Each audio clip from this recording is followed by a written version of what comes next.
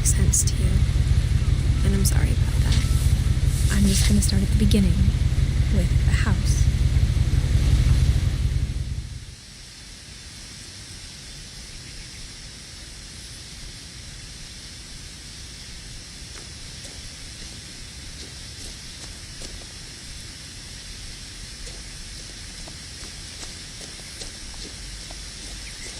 I lived here until I was 11, but I wasn't allowed inside half the rooms.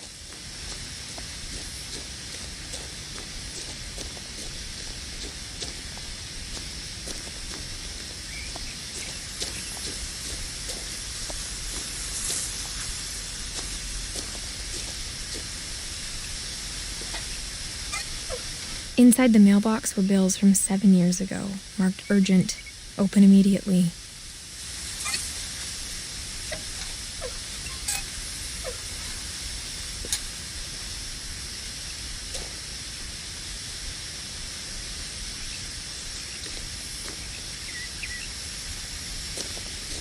I hadn't been back since my brother Lewis's funeral.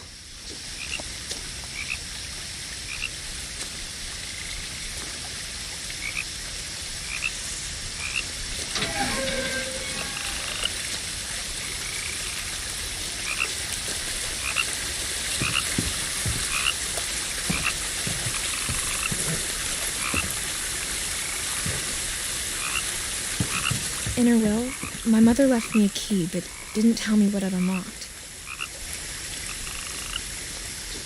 Maybe she thought I'd know, or she thought that the mystery would be enough to bring me back.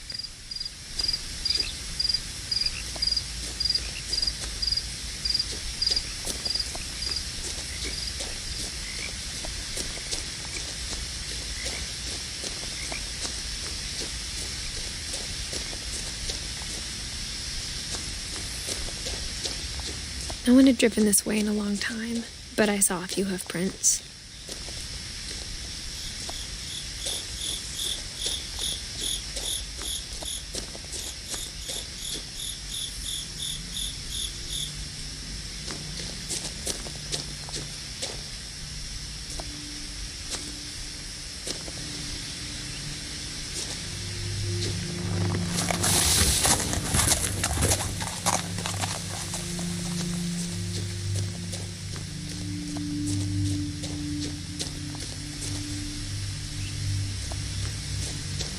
The truth is, even after I inherited the house, I never thought I'd come back to it.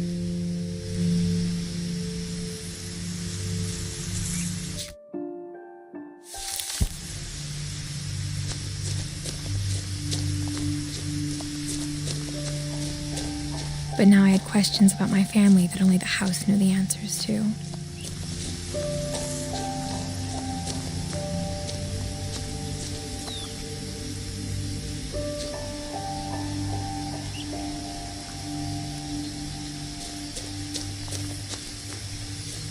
The house was exactly like I remembered it, the way I'd been dreaming about it.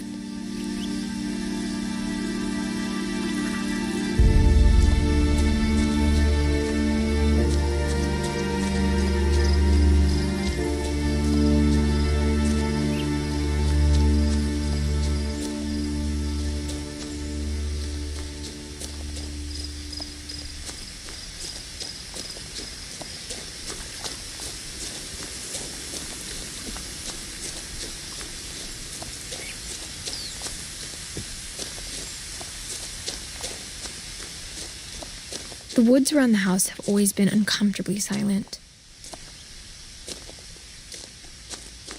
As if they're about to say something, but never do.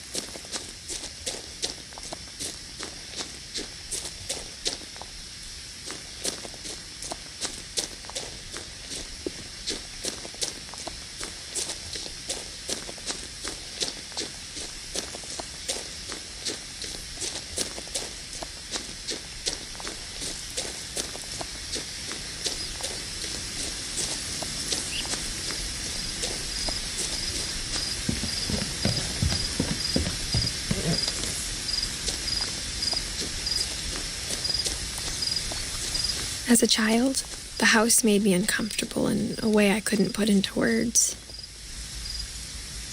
Now, as a 17-year-old, I knew exactly what those words were. I was afraid of the house.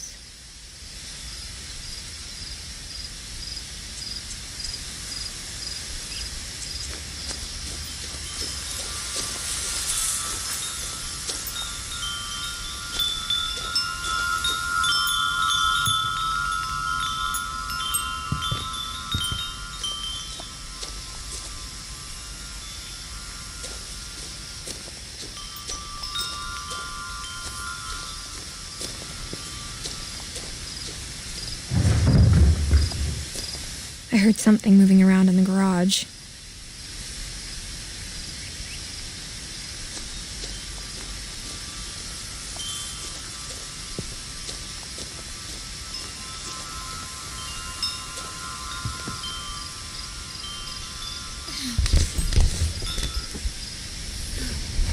Crawling through the doggy door used to be a lot easier when I was 11.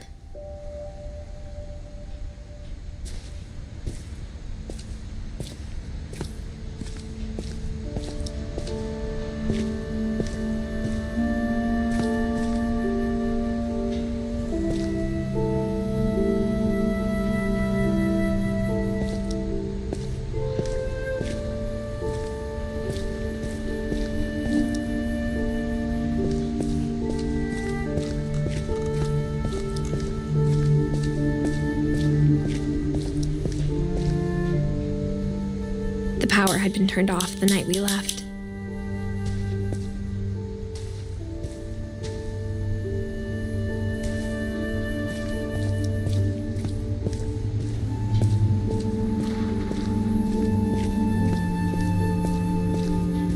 For the first time in years, I felt like I was home.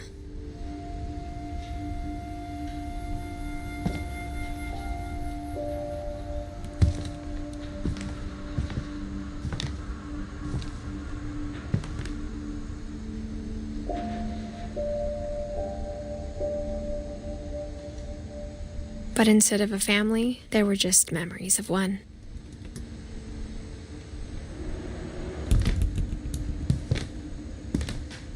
Like how after Louis started working at the cannery, we all got sick of eating salmon. Except our cat, Molly.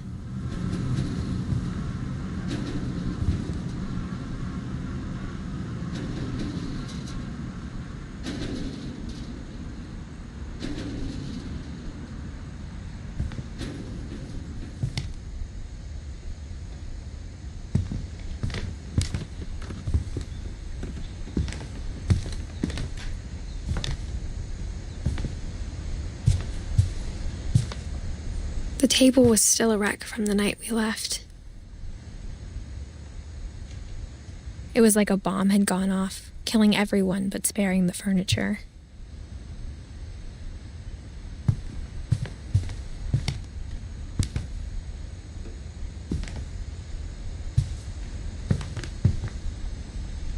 My mom was the only one of us who could imagine Great-Grandma Edie living in a nursing home.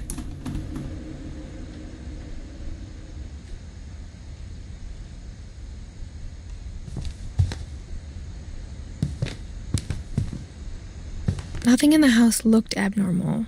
There was just too much of it, like a smile with too many teeth.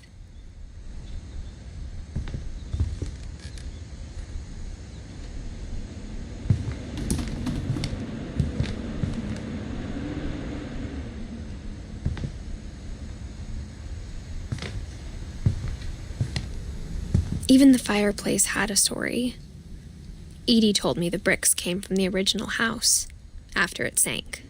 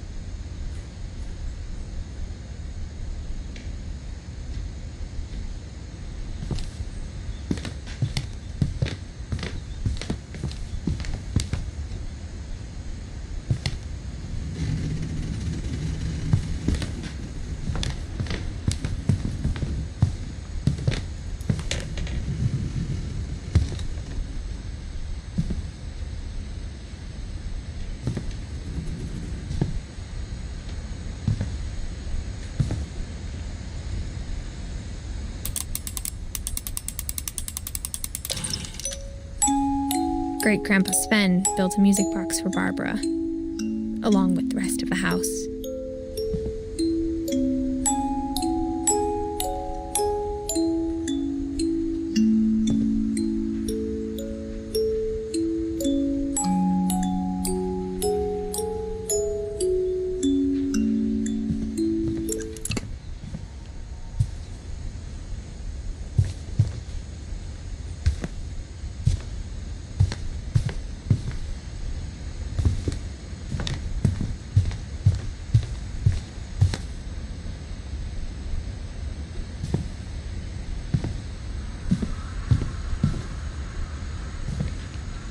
A lot of things got left behind in the whirlwind of that last night.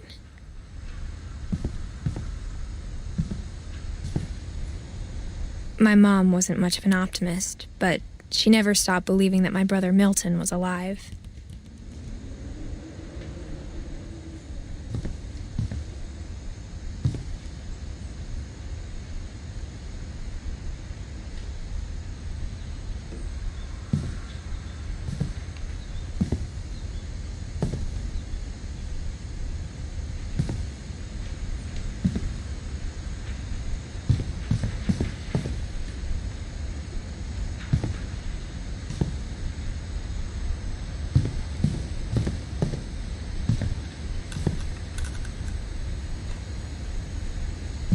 Mom always told me to stay out of the basement, so I wasn't too surprised when the key didn't fit.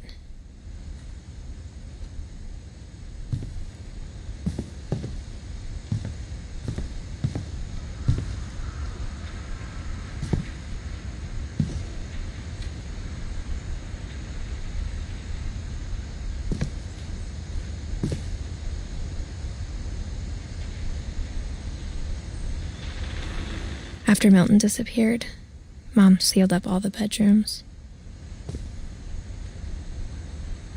Then Edie retaliated and drilled peepholes.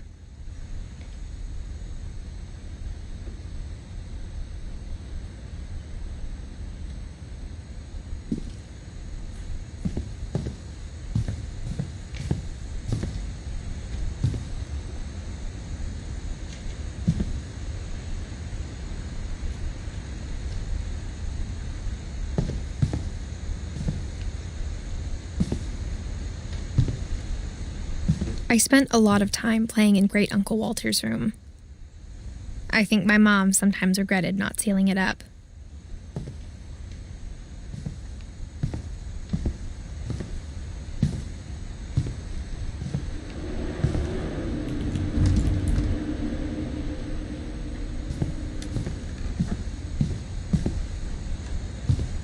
Louis told me there were secret passages, but I never believed him.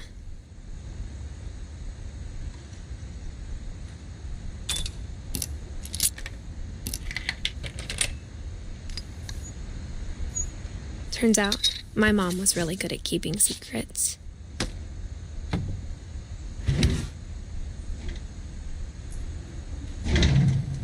Now it was time to find out what my mom had been afraid of.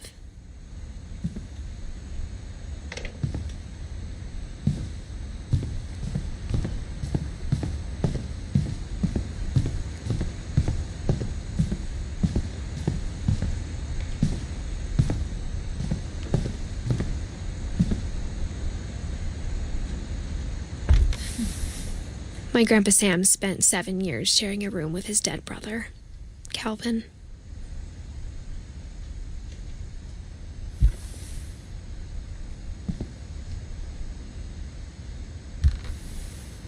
As a kid, I just assumed every house had peepholes and sealed rooms you weren't allowed inside of.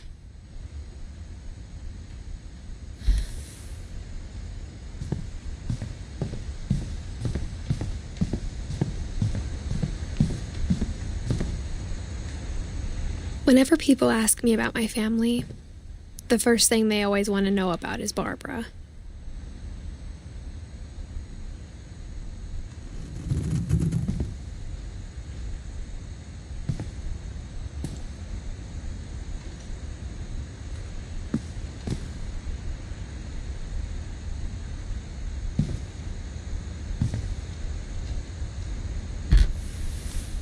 Barbara was a child star for 2 years.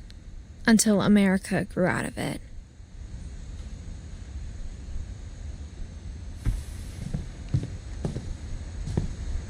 Edie's father, Odin, built the original house.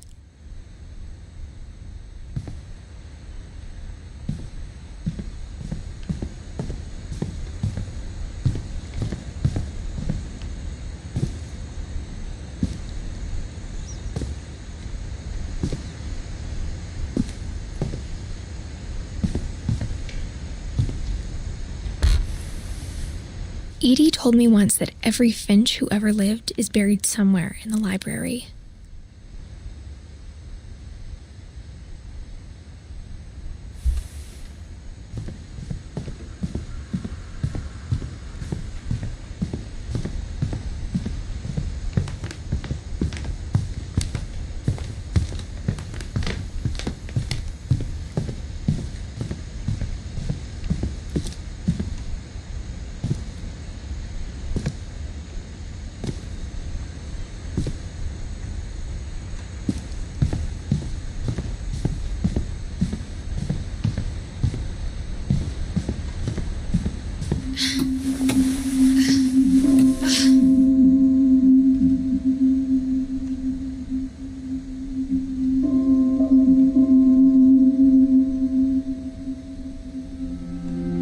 Reading this, maybe it sounds like I had a plan.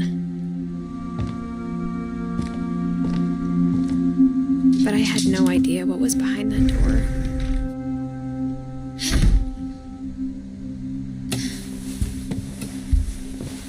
Just like I had no idea where all this was gonna lead.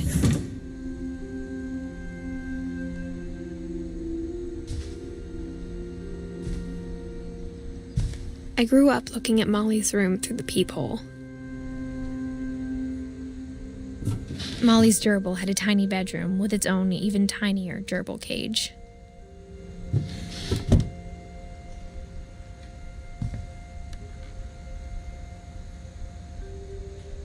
Being inside for the first time, I felt like I'd stepped behind a painting.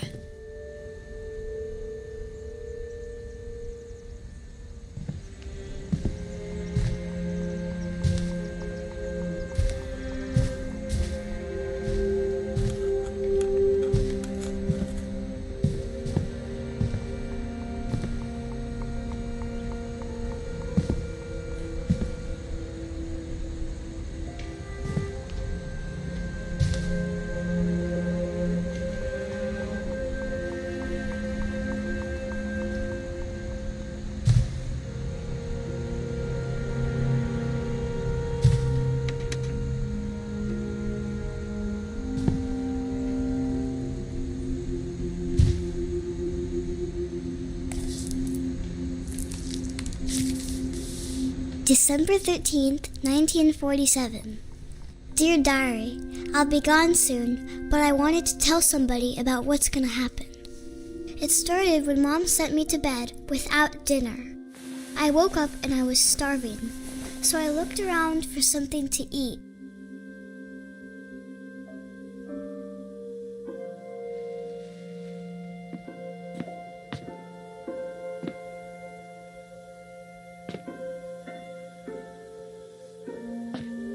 The gerbil food was dry, but I didn't mind it.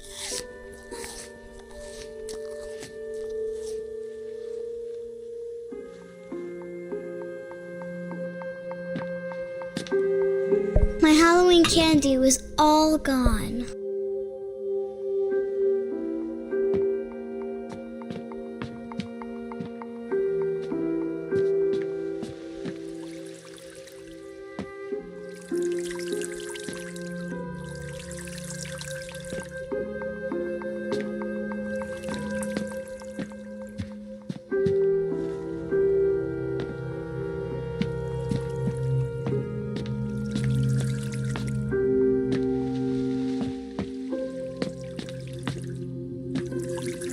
I thought about eating Christopher, but I held back.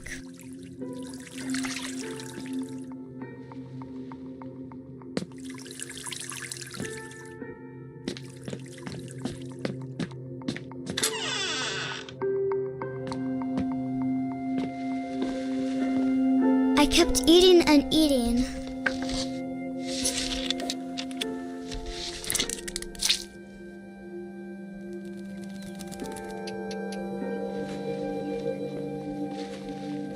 I ate a lot of things that night.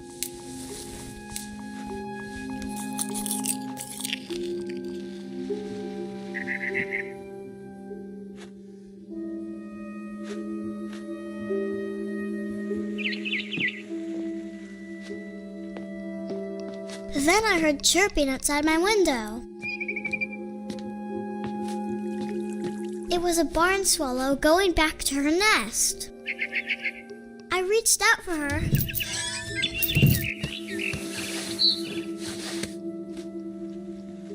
And suddenly, I was a cat.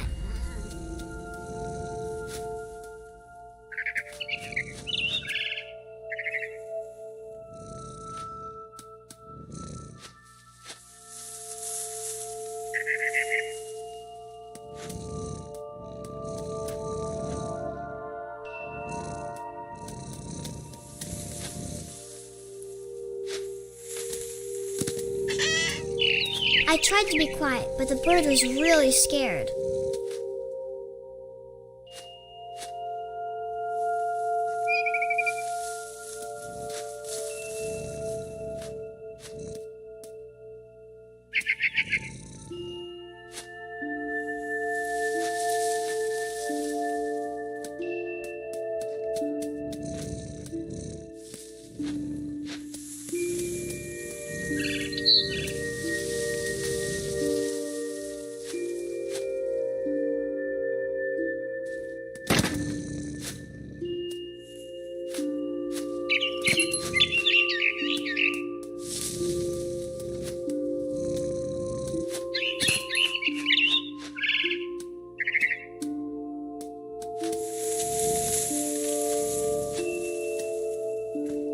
Mom and Dad didn't even look at me.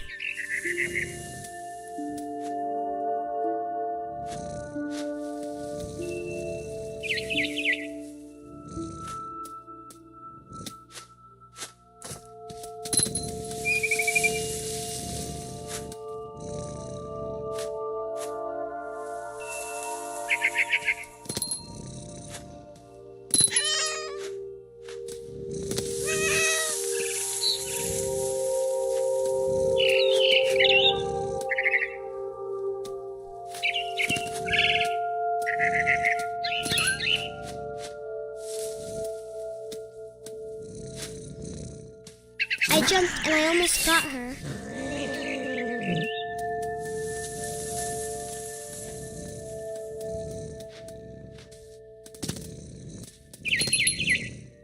I could tell she was getting really tired.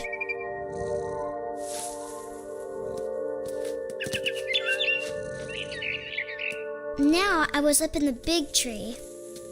I promised Dad I wouldn't climb it anymore. All I cared about was eating that mama bird.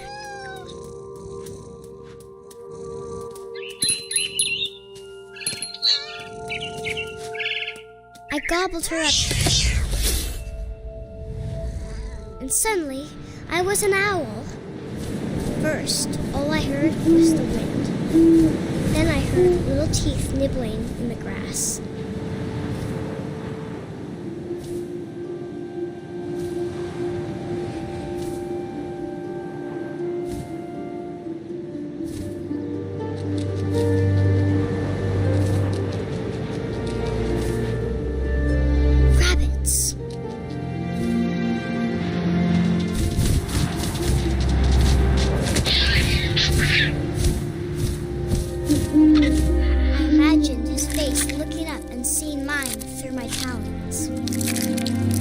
Him up, and I didn't chew one bit. Then I flew off to find something bigger.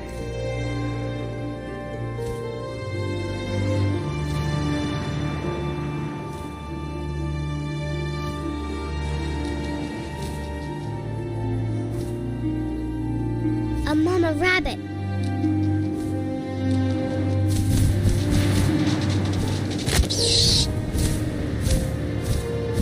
She was almost too big to carry. I started choking, but I couldn't stop eating. And suddenly, I was a shark.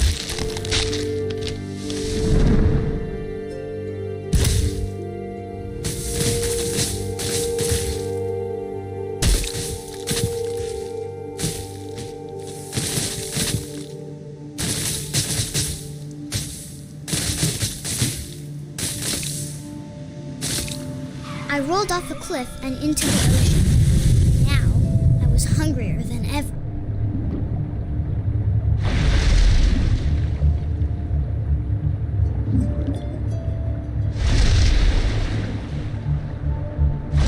I wanted fat, juicy seals.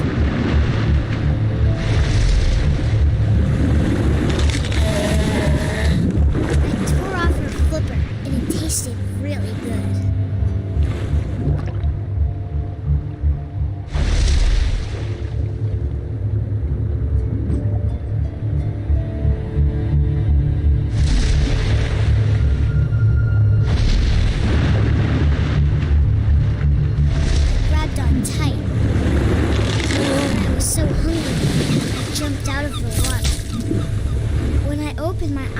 Everything had changed.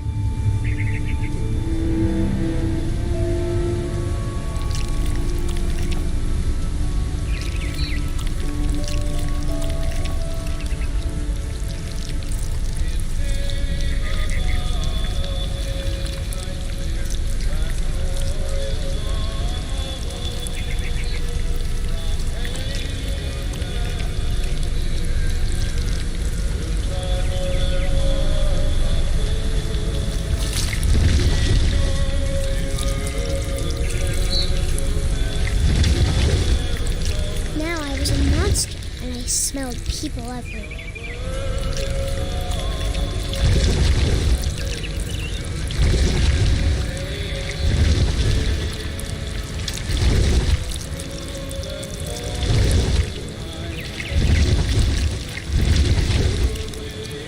I was big, but I moved real quiet.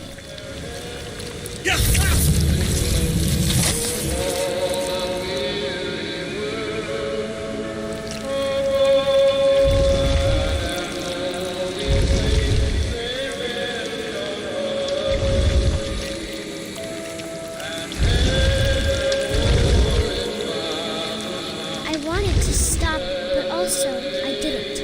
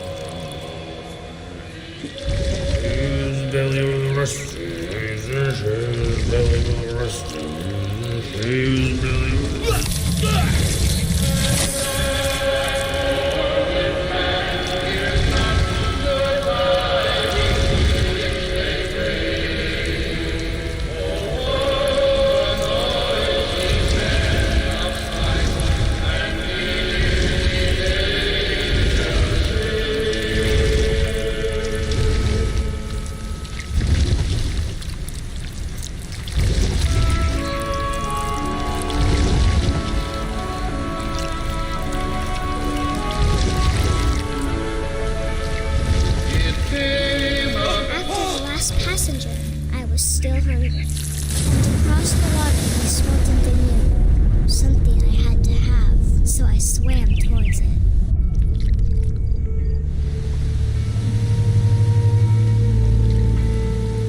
I slithered onto the sand, and the good smell went into an old pipe.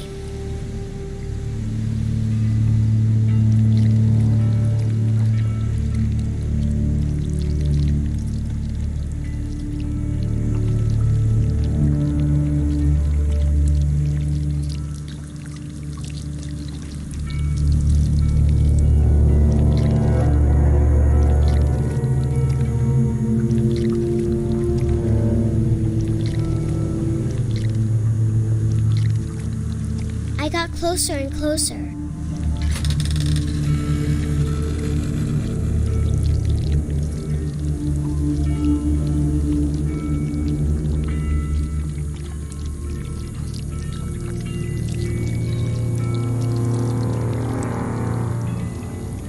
all of my stomach started growling.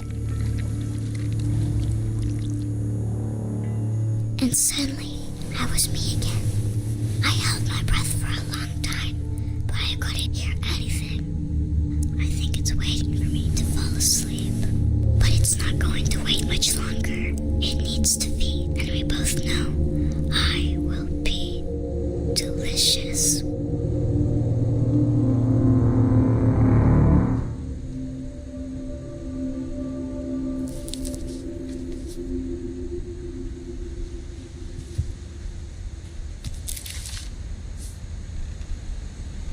I'm not sure if I believed all of that, but I'm sure Edie would have.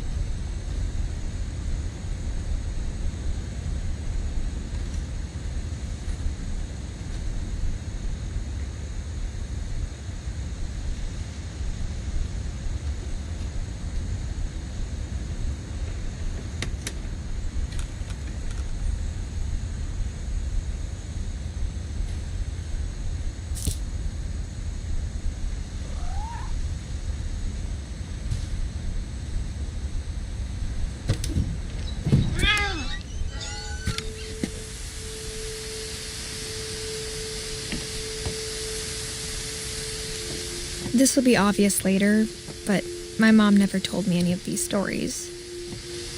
Edie would have, but Mom didn't like bringing up the past. Though, when we adopted a stray kitten, she was the one who named it Molly.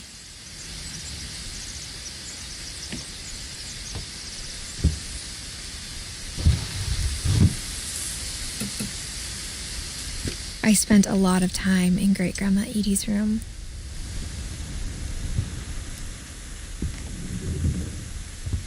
We got along, and it was a good place to hide from my mom. Louis died a week before we left, but Edie had already started to memorialize him.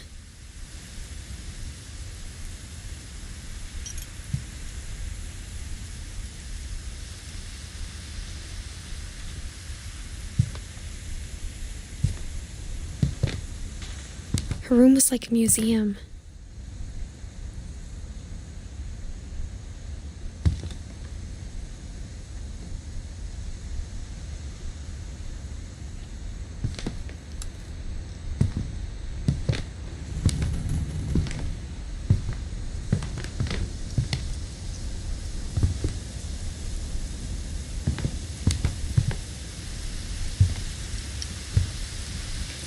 Edie gave a big interview about a mole man living under the Finch house. My mom was furious.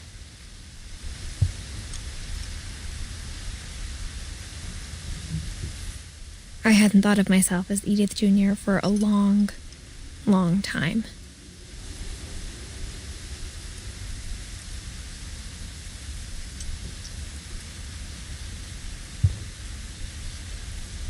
One summer, they evacuated the island, but Edie refused to go.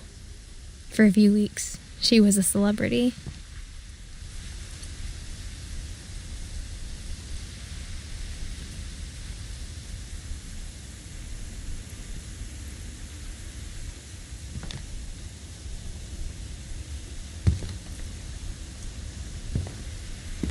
When Edie told people Sven was killed by a dragon, she could also have said he was building a dragon-shaped slide that collapsed.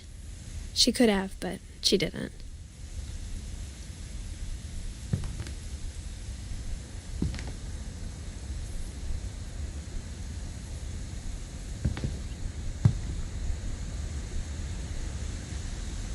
Even in her 90s, sometimes Edie seemed a lot younger than my mother.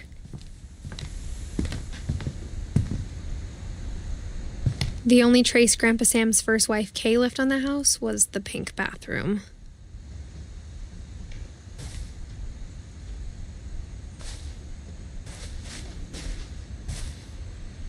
It was a pretty big trace.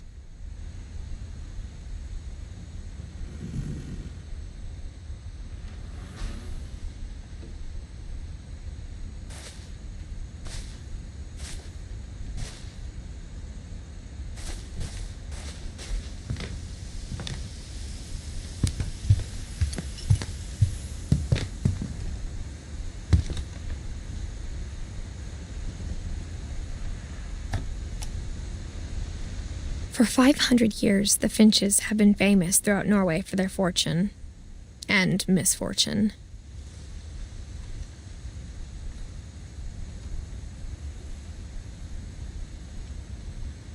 Odin Finch buries the latest victims of the family curse, his wife Ingeborg and their newborn son, Johan. On January 7th, 1937, he set sail with his family and his house, hoping to leave the curse behind. But 40-foot waves off the coast of Washington send the house and Odin to the bottom of the sea. Odin's daughter Edie, with husband Sven and baby Molly, step ashore on their new home, Orcas Island. Odin Finch is the first to be buried in the new family cemetery.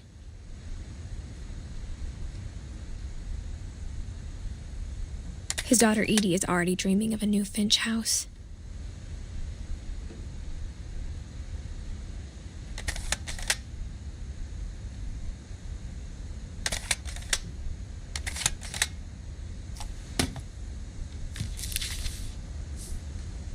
Whatever's wrong with this family, it goes back a long ways.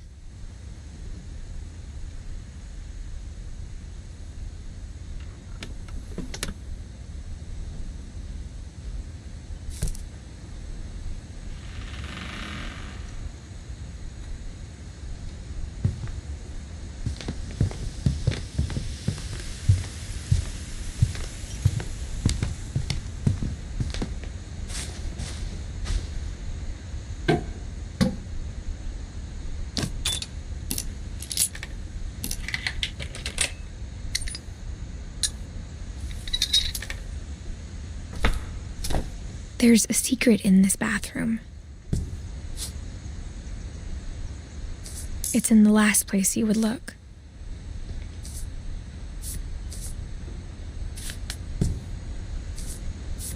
It isn't in the cupboard. It's hidden in this book.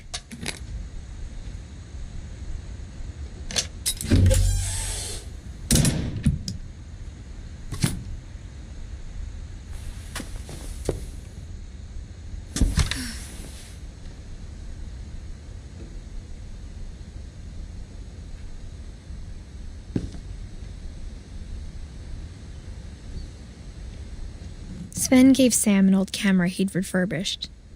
He never put it down.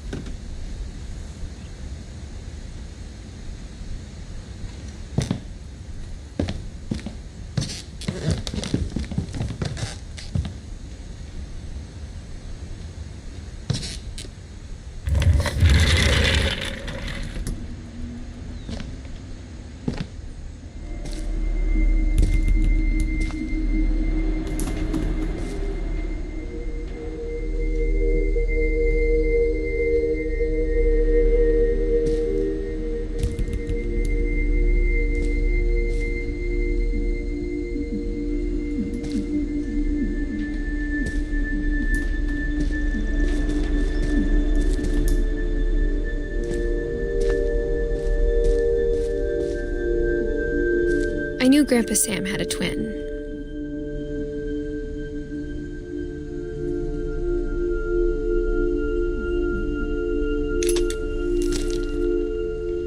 And that he never talked about him.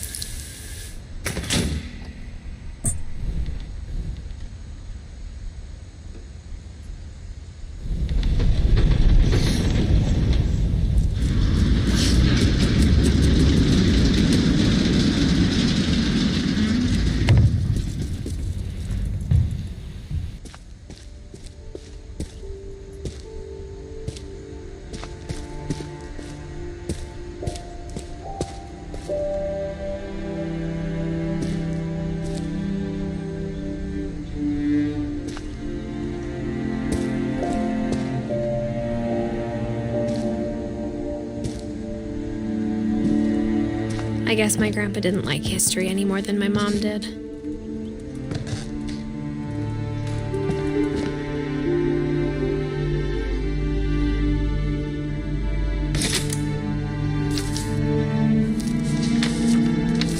How I Want to Remember My Brother by Sam Finch. The thing I remember is that when he made up his mind, that was it.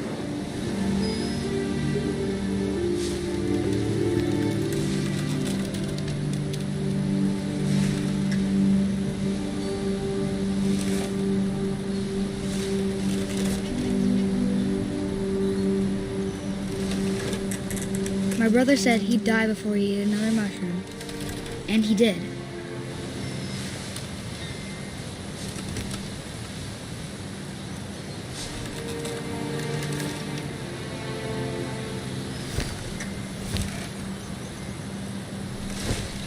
At Barbara's funeral, we swore we'd never be afraid again, and he wasn't. I think Calvin always wanted to fly.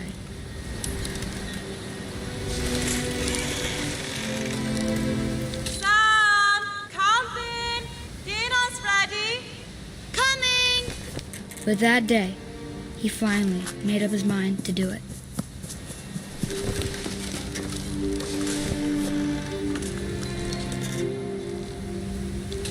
I told him going around was impossible. Maybe if I hadn't said that.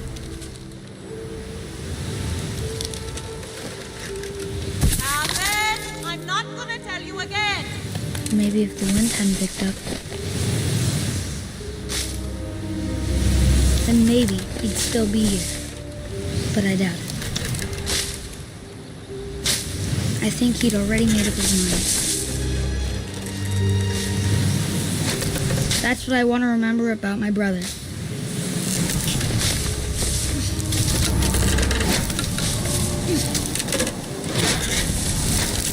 The day he made up his mind to fly. And he did.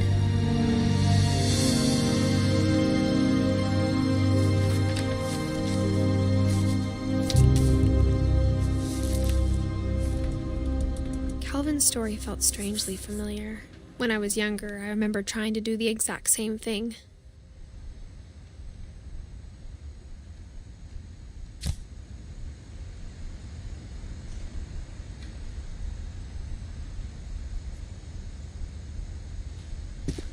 After the funeral, Edie roped off Calvin's half of the room.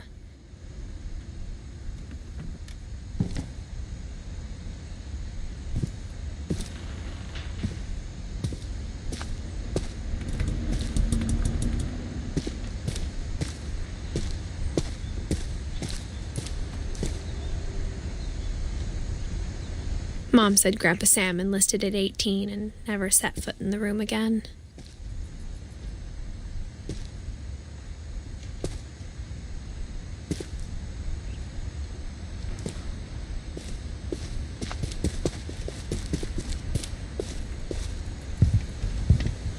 The passages were a pretty tight fit. They'd obviously been built for smaller hands and bellies.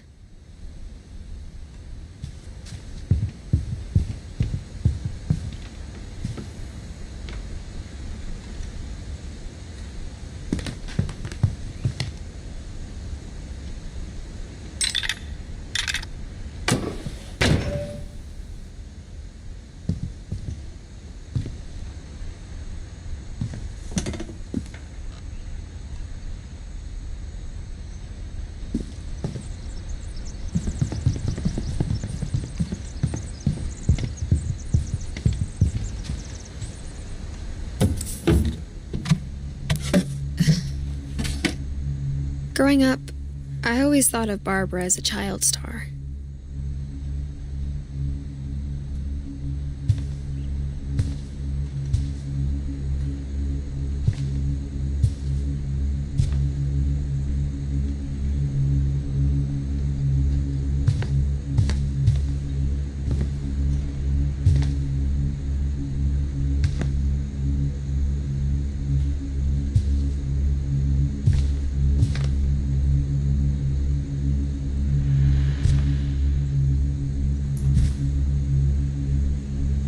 I never thought about how hard it must have been for her afterwards.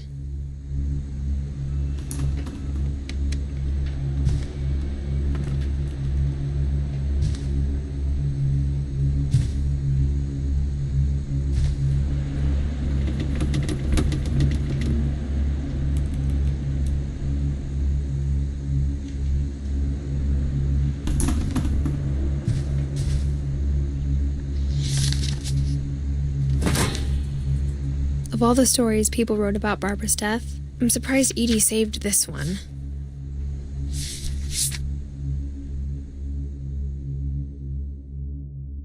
Old Jack here with another ghastly tale inspired by America's most unfortunate family.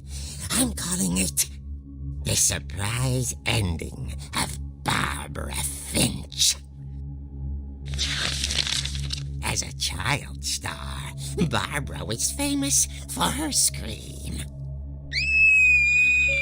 Now at 16, she was all washed up, a has-been. But in a lucky break, she'd been asked to perform her signature scream at a local convention for monster movie fans. It was just the boost her career needed. Unfortunately, her scream hadn't aged well. Getting better. I think you just need the right motivation. Her biggest fan and current boyfriend, Rick, was about to demonstrate when... Now that was a great scream. It was Barbara's father, Sven. He'd slipped into a table saw and had to be rushed to the emergency room. So Barbara got stuck babysitting her youngest brother, Walter. Her convention comeback was cancelled. Okay, I'm hearing frustration, but I'm not hearing terror. What if I tried... A gang of hoodlums in Halloween masks have been terrorizing Orcas Island tonight. Police are urging residents to... That came from the basement. You're right! Also, I loved your delivery on that. Why is your basement door locked? Because my dad likes making puzzles and secret passages. There's a key hidden in the music box. The secret is to keep winding and winding until finally the key pops out. Thanks, babe. I'll be back in a sec. 20 minutes later, Rick hadn't returned. So Barbara went to look for him, right on cue. She reached for the music box.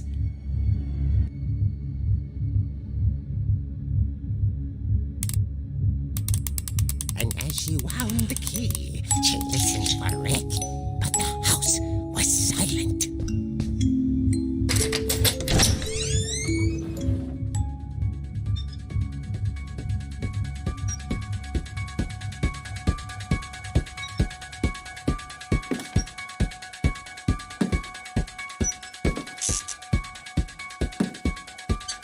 She found Rick's crutch and imagined the worst.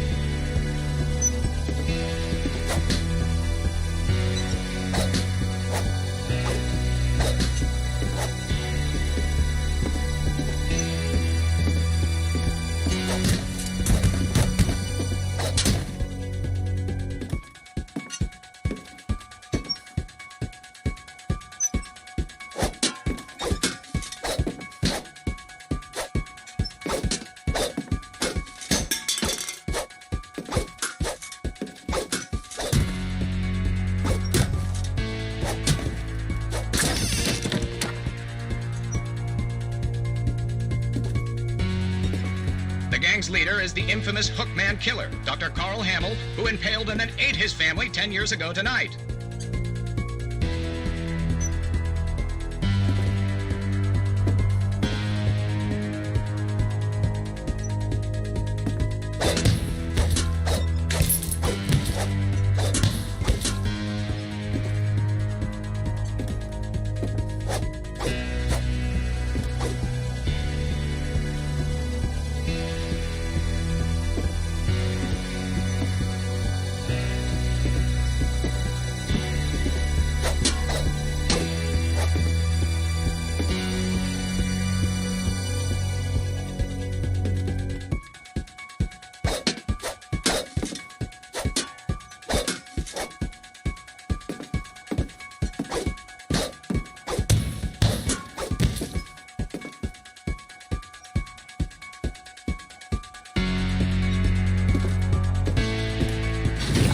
Fridge rattled and grew still.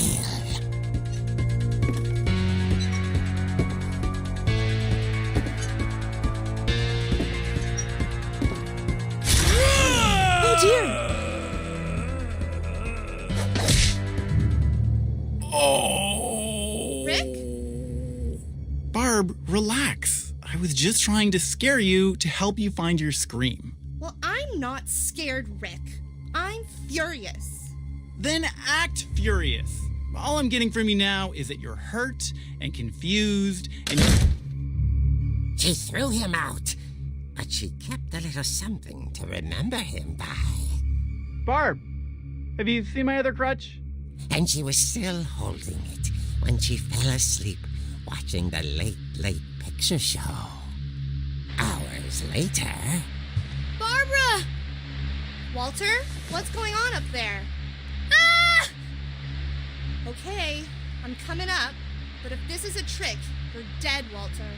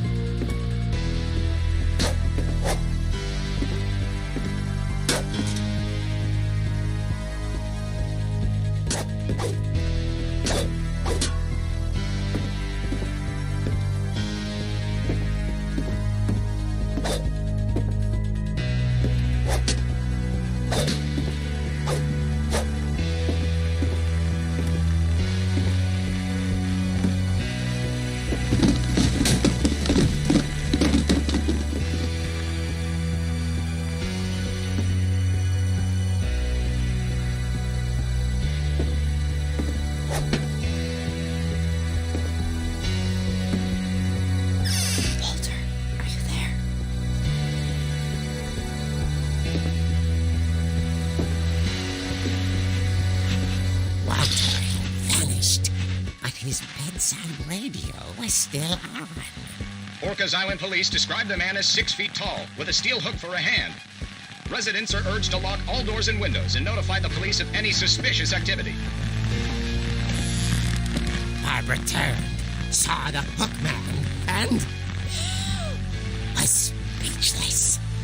He was quite smashing.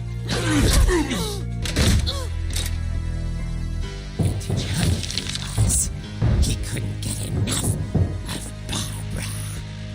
Okay, Barbara, there's gotta be another way out of here.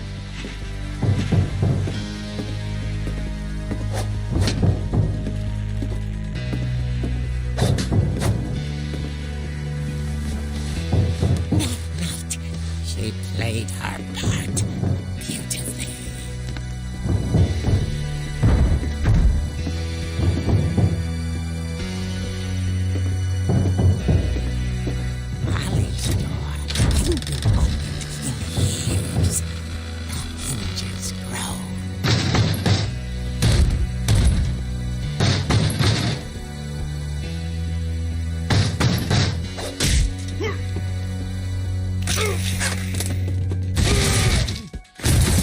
Wasn't moving, but she sensed the story might not be over yet.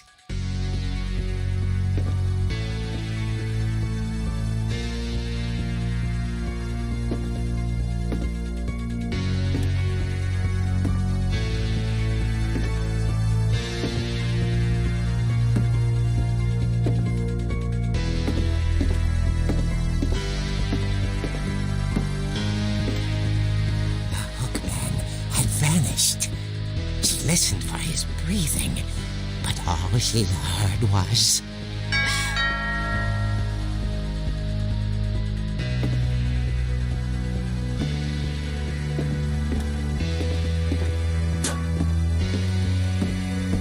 Someone at the door was dying to speak to young Barbara.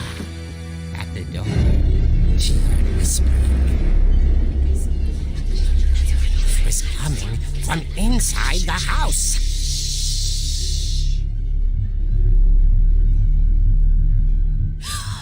Oh dear. Surprise! Bravo, Barbara! You were wonderful. The monsters had come to surprise her. For Barbara, it was a dream come true. Then she saw what kind of monsters they were, and she realized what was about to happen. She was going to be famous. And with her final breath, Barbara Finch gave the performance of her life.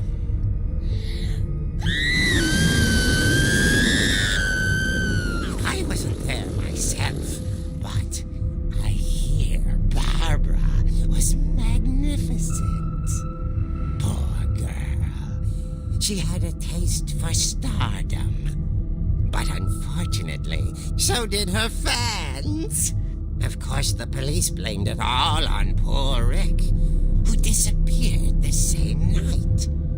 And little Walter, hiding under his bed the whole time. He took it all pretty hard, but that's another story. As for Barbara, tucked inside the music box was all they ever found of her. Her ear. Now that's what I call a real eerie tale.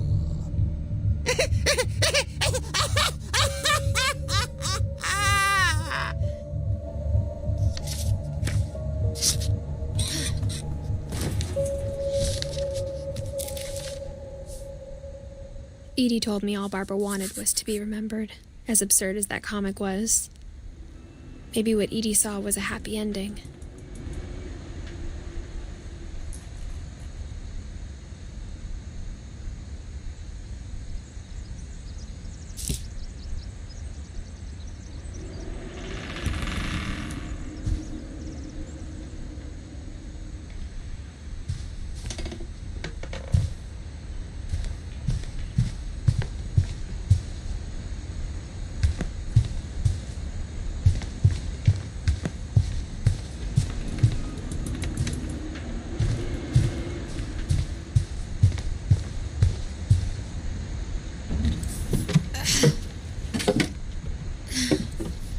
I guess now I know why Mom didn't like me playing with the music box.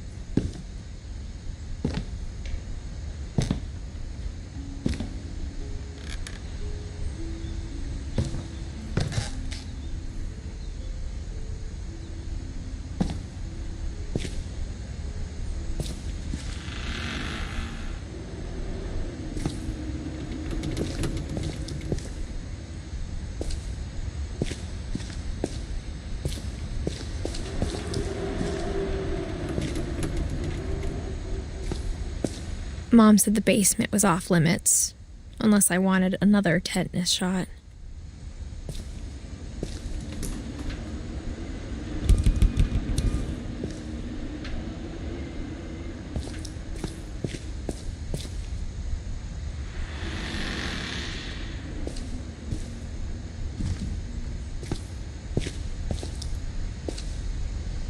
I saw Edie sneak down to the basement once, carrying packages.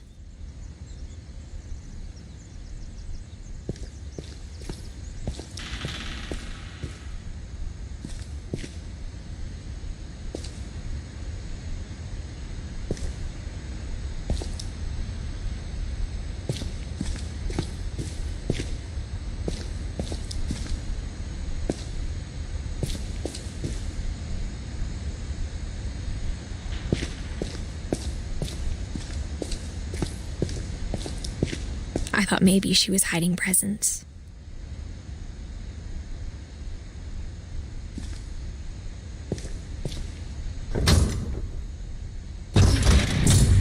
It turned out she was hiding a lot more than that.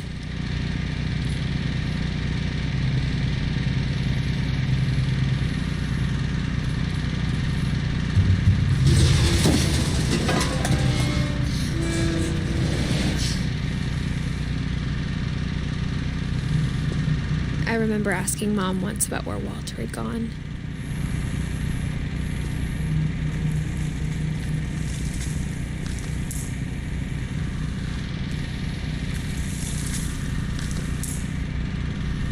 She said after Barbara died, he got as far away as he could.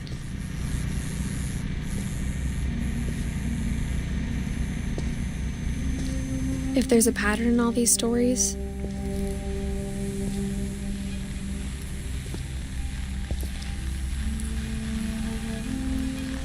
I think it's that none of us has gotten very far.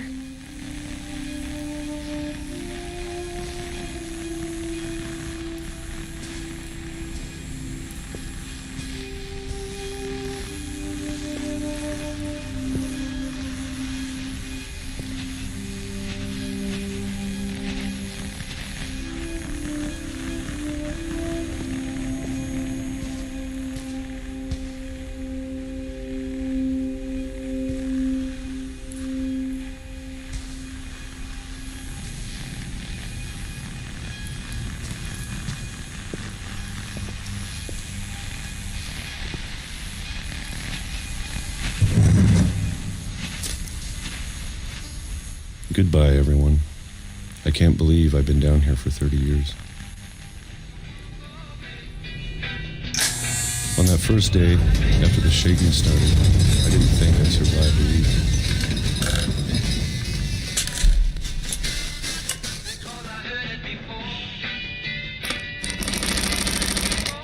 But after a few days, I settled into a routine. That's what kept me sane.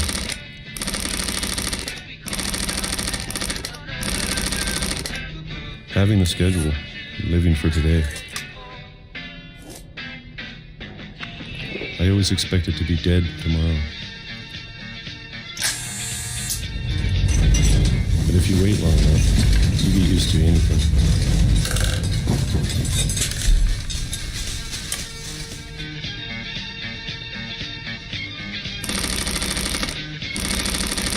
Even a monster on the other side of the door starts to feel lonely. Almost friendly.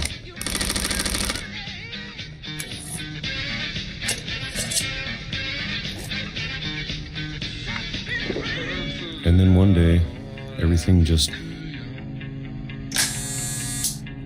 stopped.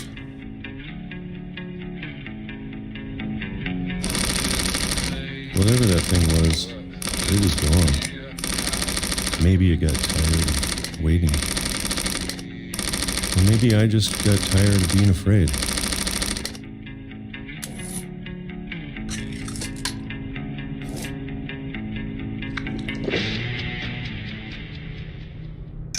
It's been a week now, the longest in 30 years. I'm done waiting. I have to leave while I still can.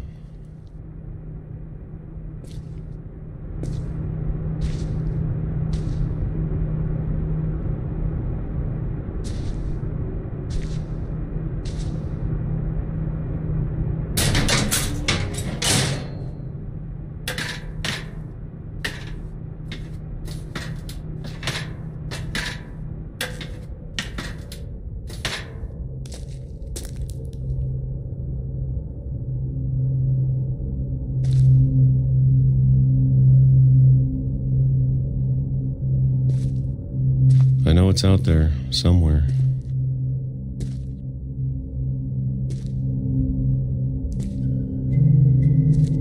Whatever killed Barbara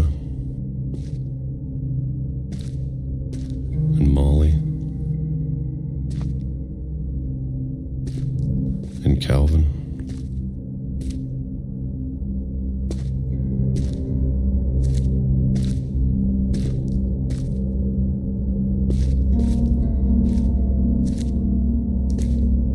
Maybe this is all a mistake. But I need to stop living the same day, even if it kills me.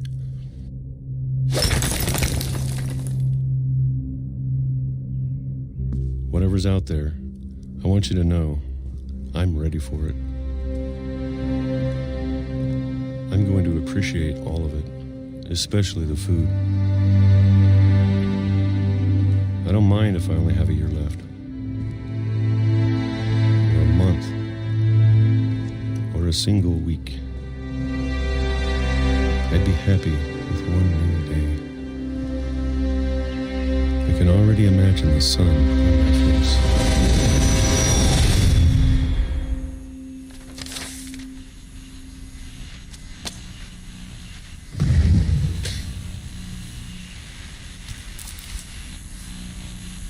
Walter died when I was 6.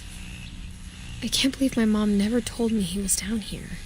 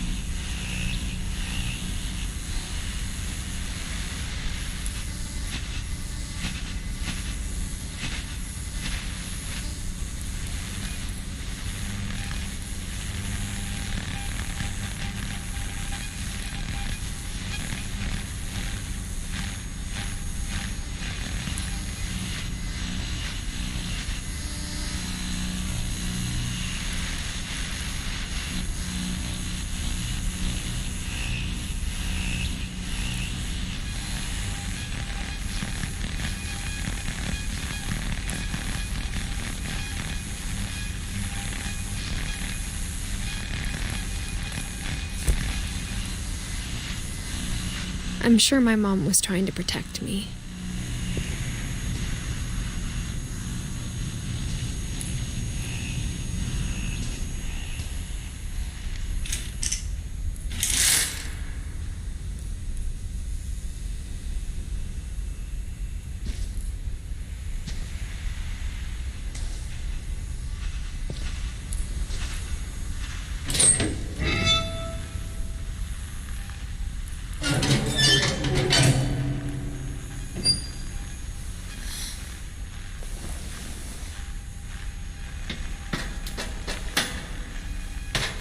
Maybe she was afraid I'd end up like Walter.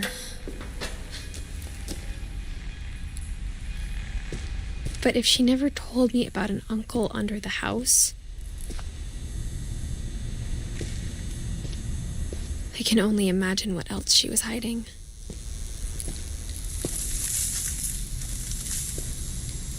I don't want to make the same mistakes she made.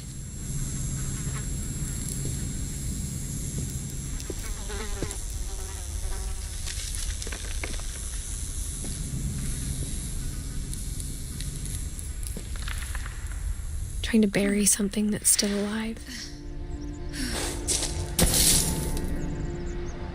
Now that there's only one of us left, or maybe two, I thought it was time I heard the stories for myself and found out what happened to everyone else. But now I'm worried the stories themselves might be the problem. Maybe we believed so much in a family curse, we made it real.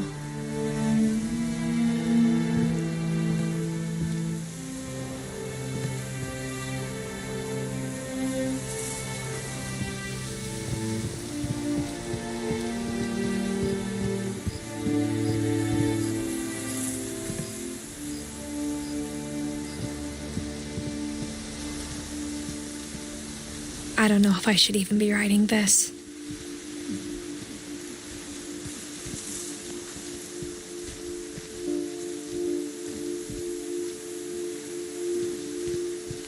Maybe it'd be better if all this just died with me.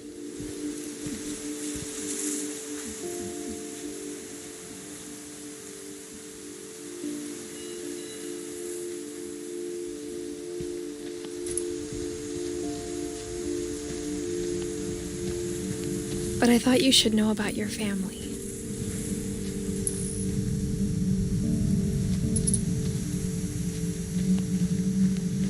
And the history you're a part of.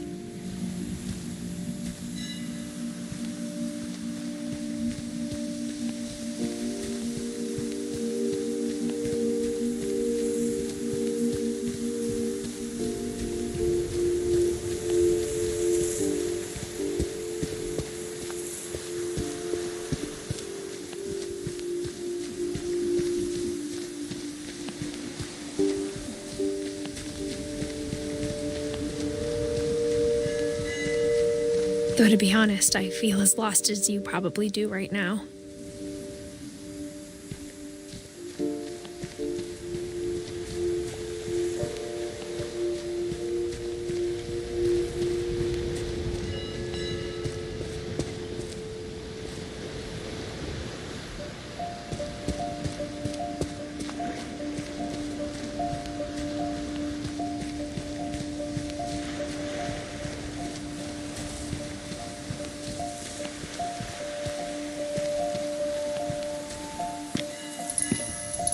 I think the people in these stories believed them, for what that's worth.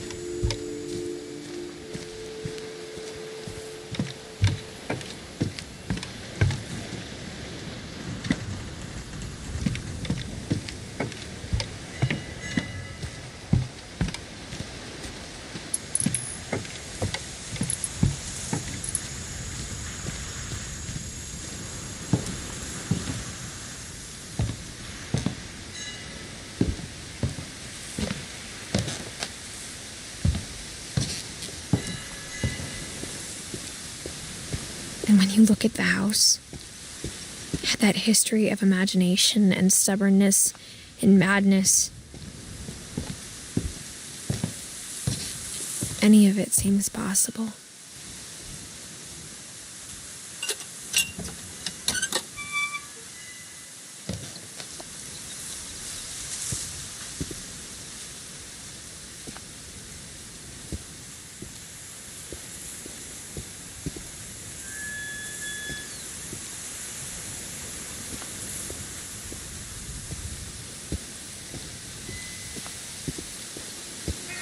I think we've been surrounded by death for so long, we've just gotten used to it.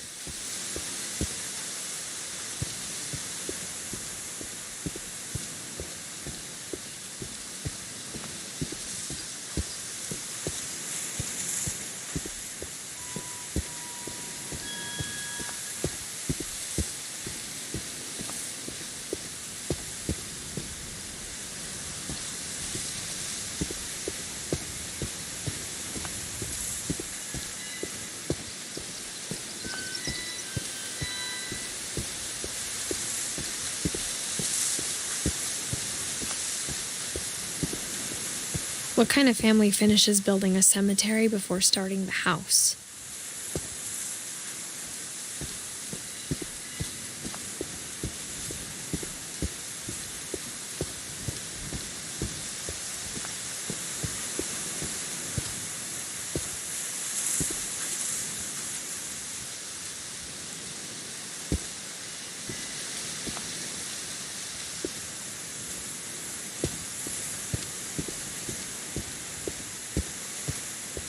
It's embarrassing for me to admit this, but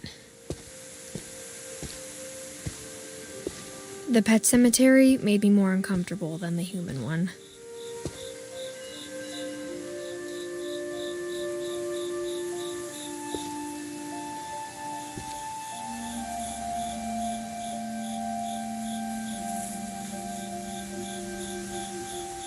Three of the gerbils are mine, and 2 had been my fault.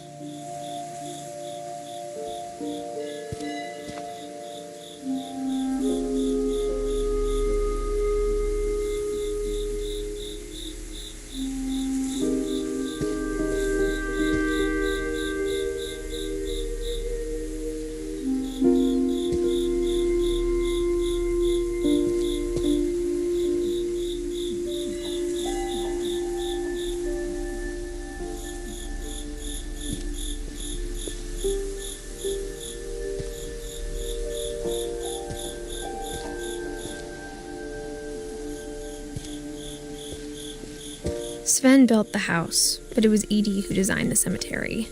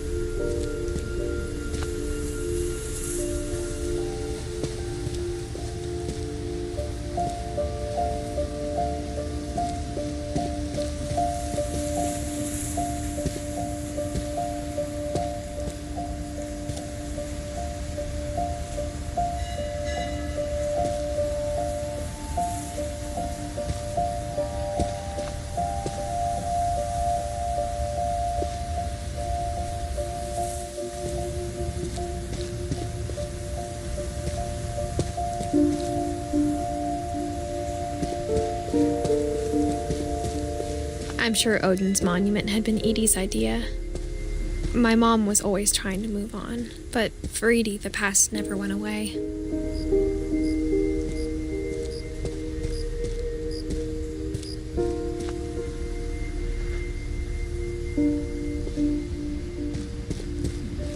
She could see it poking out of the water at low tide.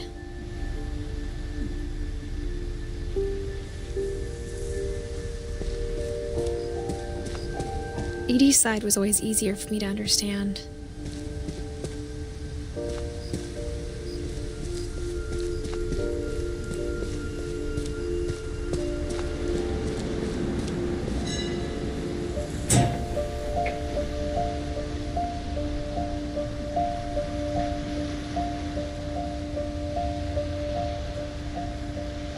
Edie said she dreamed about the old house every night.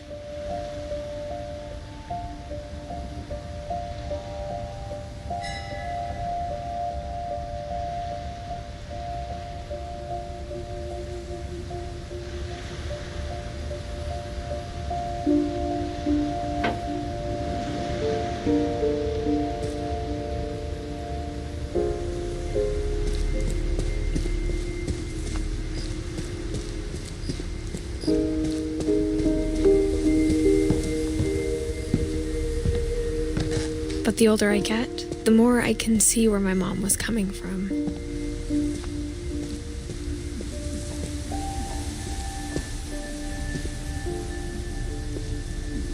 Her dad had been pretty strict, but it wasn't enough to save her brothers. She was just trying to do better.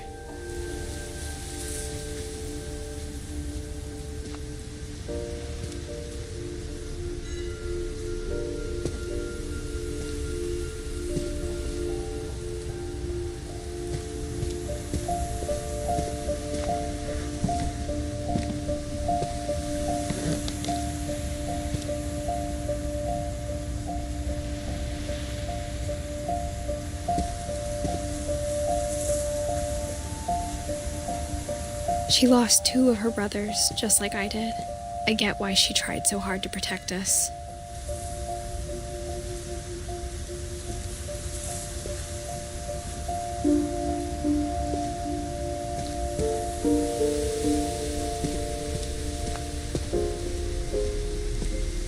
There's so many things I wish I could ask my mom now. Part of me thinks this is what she wanted all along. For me to come back someday and find everything out for myself.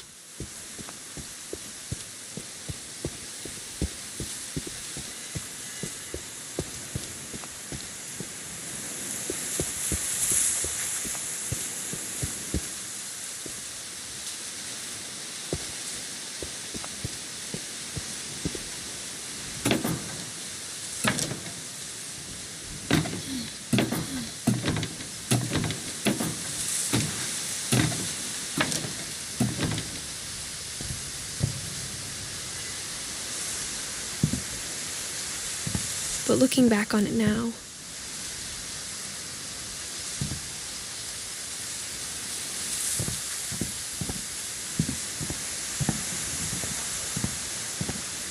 if she told me there was going to be so much climbing,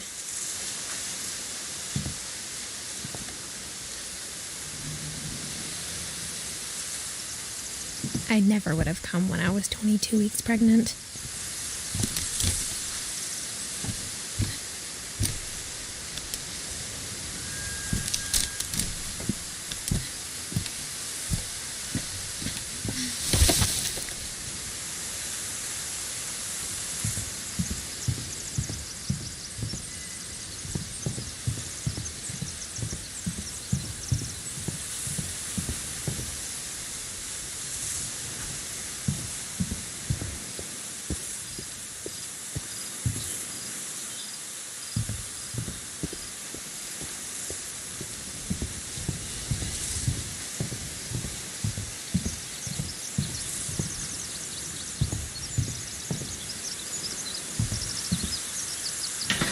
I never met Grandpa Sam, but I think he and my mom had a lot in common.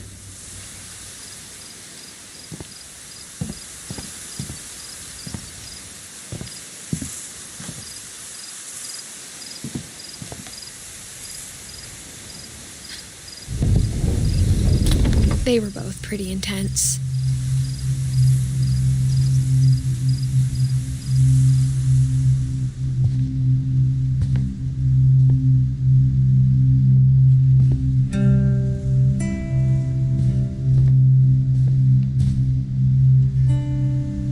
Sam spent his life shooting photos, but Mom said he got nervous being in front of the camera. I guess we're all afraid of something.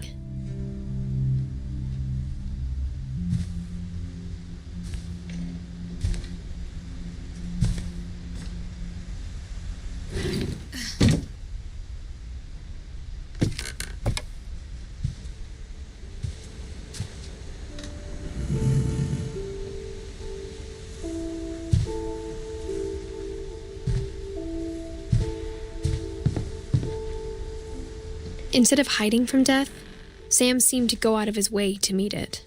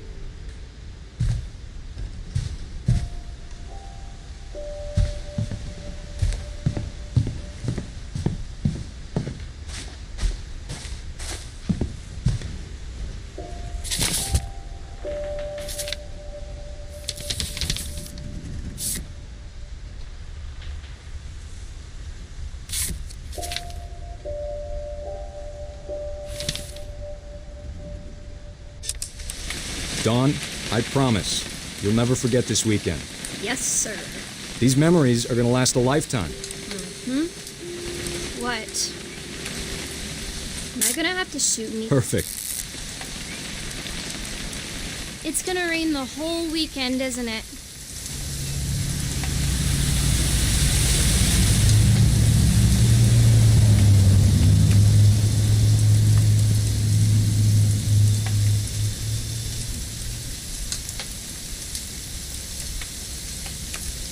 I will never forget this weekend, Dad. That's the spirit. Okay, got it. I'm gonna take some pictures, okay? Just be careful. That camera's older than you are.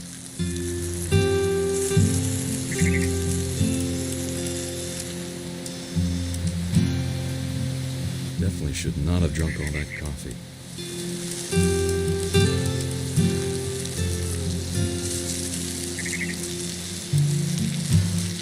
Nothing quite like being outside. You're right, Dad. It's starting to clear up. Still freezing, though. Hold still while I take a picture of you. I definitely won't be moving. Are you done yet? Does it sound like I'm done? Oop.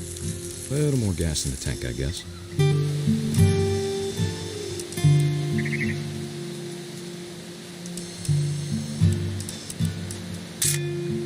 Aw.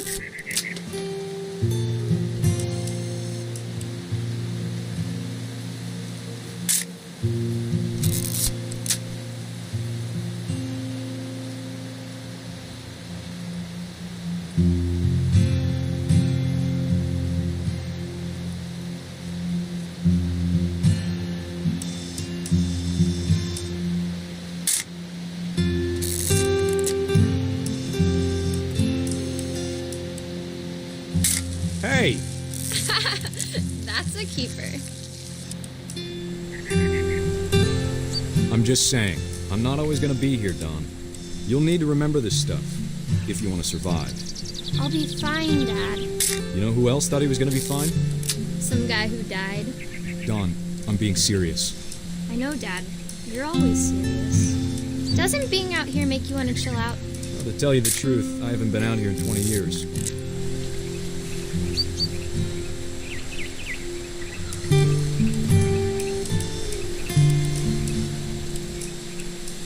Last time I was with my brother Calvin. Man, that was a great trip. Your grandpa Sven taught us how to fish. How to build a... Dad! Good eyes, Don.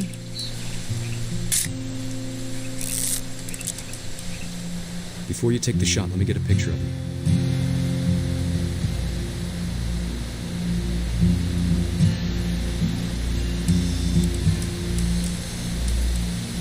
Dad, I... Just breathe. Turn off your imagination. Focus on your target.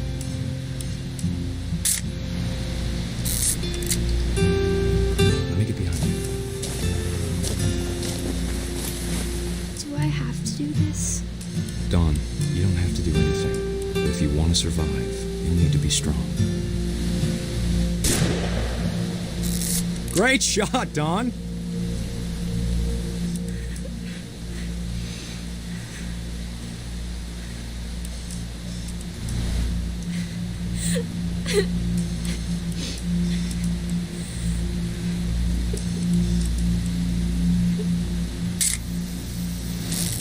I'm proud of you, Dawn. Always remember that, okay?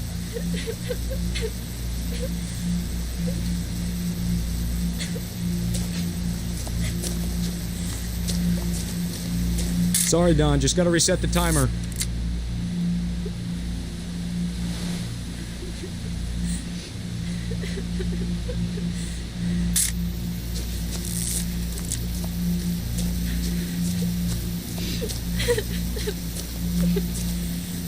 Dad, it's twitching. I think That's it's totally still... normal, Dawn. Just focus on the camera. Try not to think about... Dad!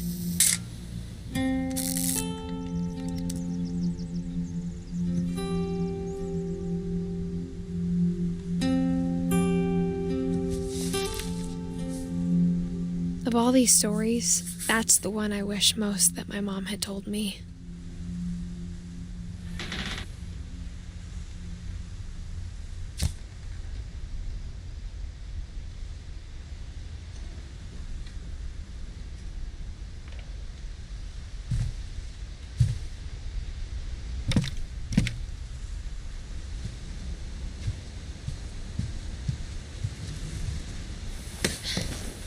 After Sam died, my mom and Edie got really close. They'd both lost a lot.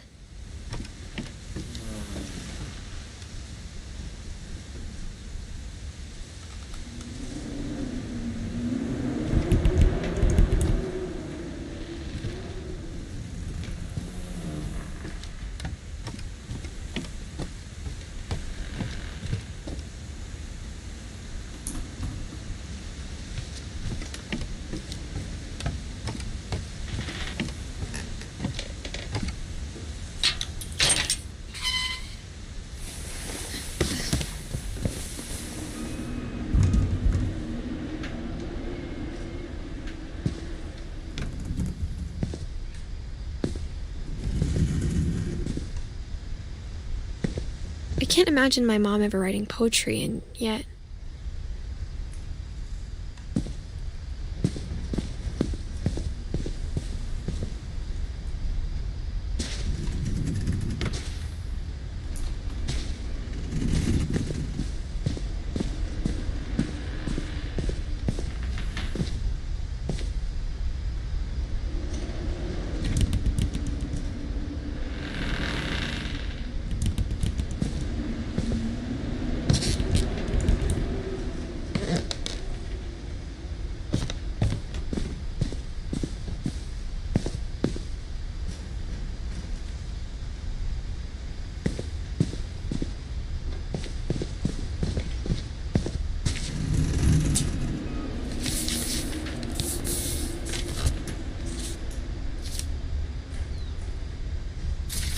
Dear Kay, do you remember the way Gregory used to laugh when he thought he was alone?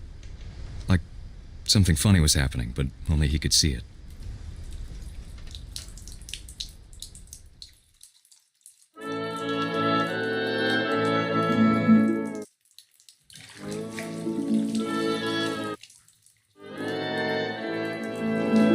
I think he saw things the rest of us don't.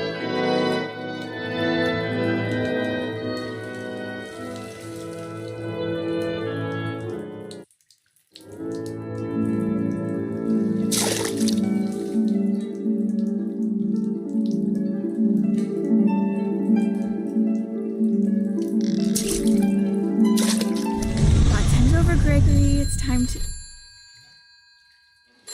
Hold on, sweetie.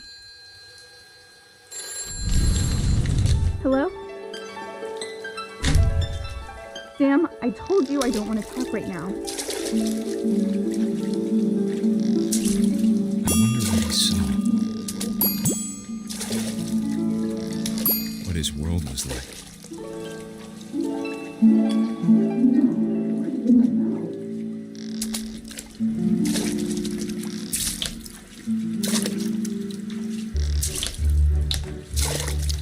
Reminded me so much of Calvin. Lost in his imagination. Whatever it was he saw.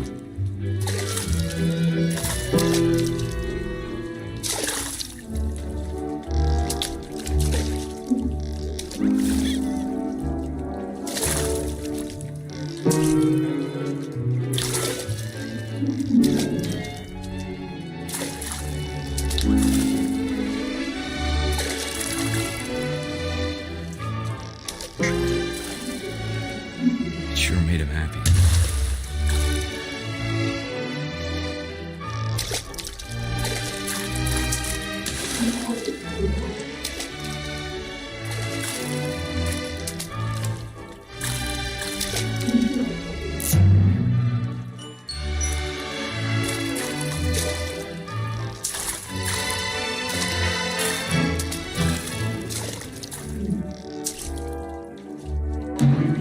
I know how silly it sounds.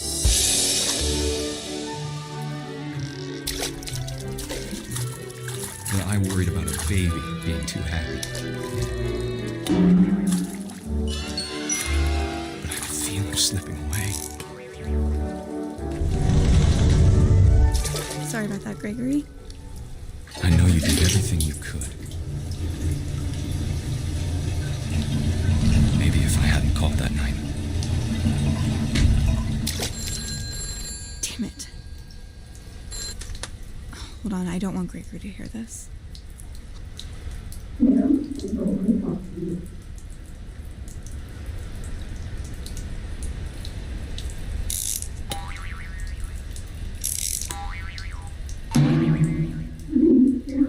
wish he could have told us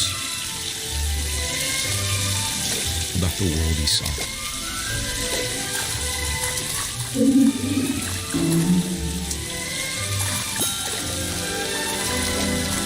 There's so much I don't understand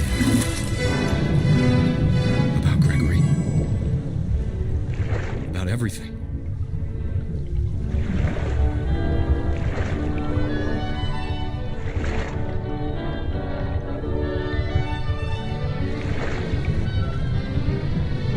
But I know what happened wasn't your fault.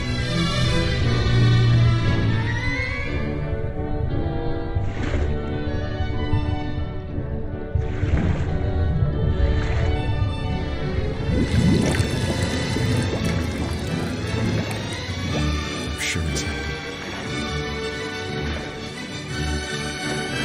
And he'd want you to be happy too. Good luck, Kay. Love, Sam.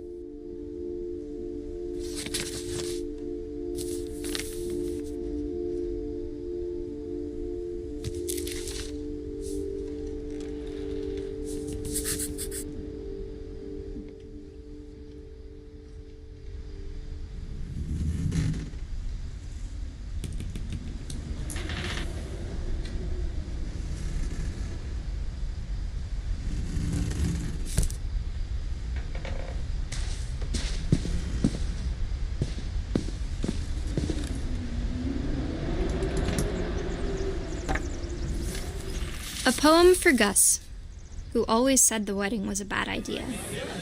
Our father never hit us kids, at least not very hard, before the day my brother said with teenage disregard that he'd be dead before he'd see a wedding in our yard.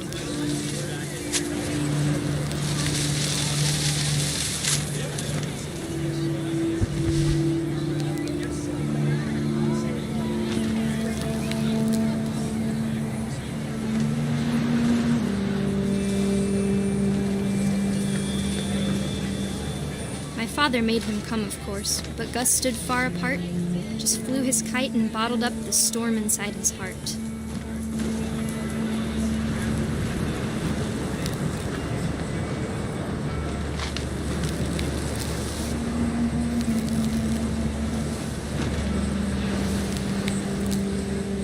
I tried to talk him out of it, but though he'd never met her, "We don't need a stepmom," were the words that I now pronounce you husband and wife.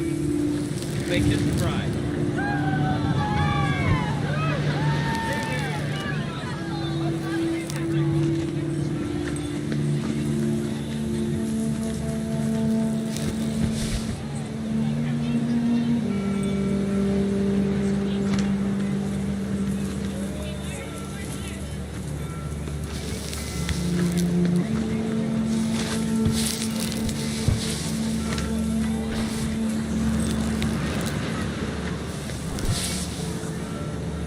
When the time for photos came, Dad ordered him to come here.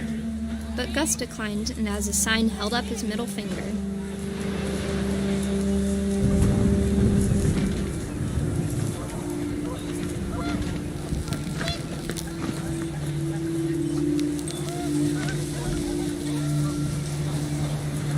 The wind picked up and panicked geese appeared and quickly went.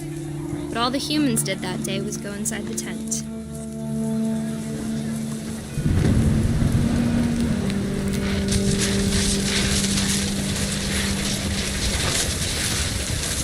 The rain came down in buckets then, but no one seemed afraid that nature might destroy the tent our dad had crudely made.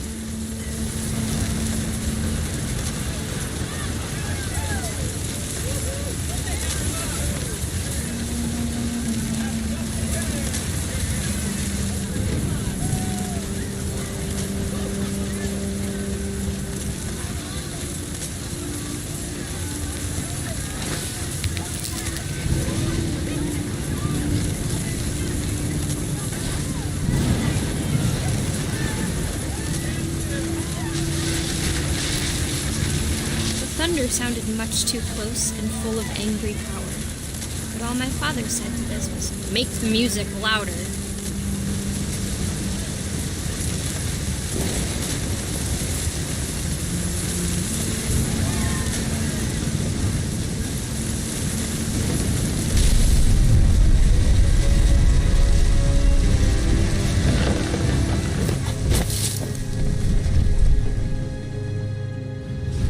I wish that I could truly say I thought about you on that day. Out there on the beach alone, just you, the wind, the sea, and foam. But I didn't, until we found you.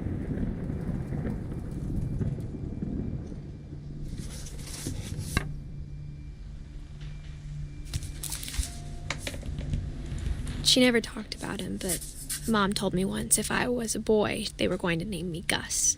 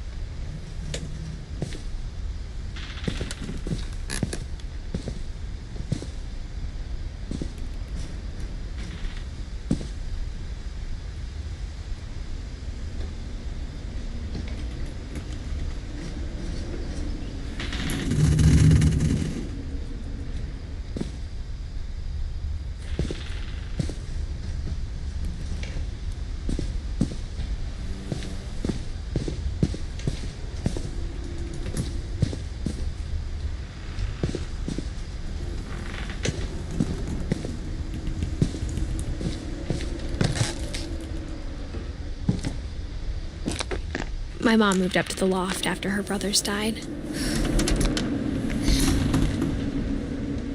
At the time, it was as far away as she could get.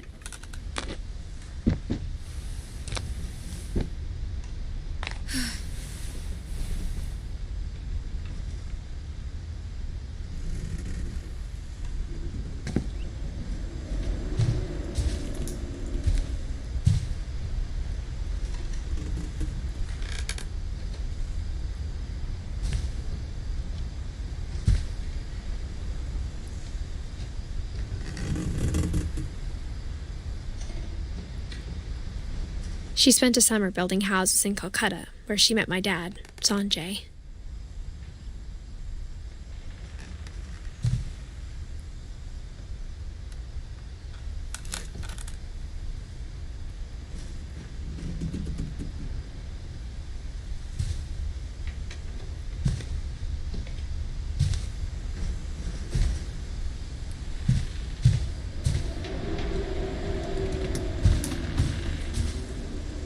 Religion was another thing my mom never talked about, but I think it helped her a lot after her dad died.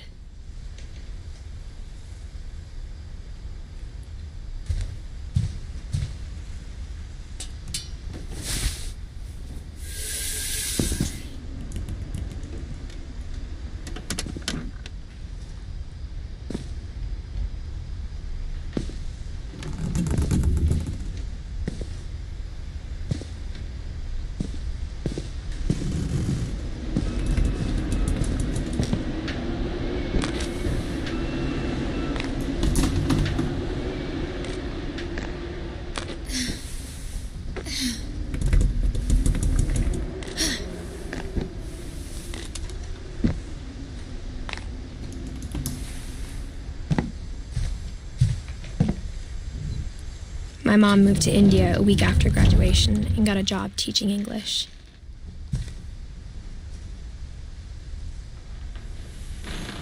Louis was born a year later.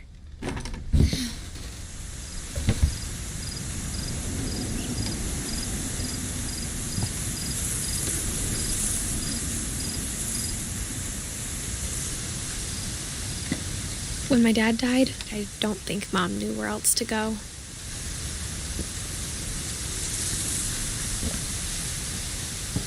I'm sure Edie was happy to have her back.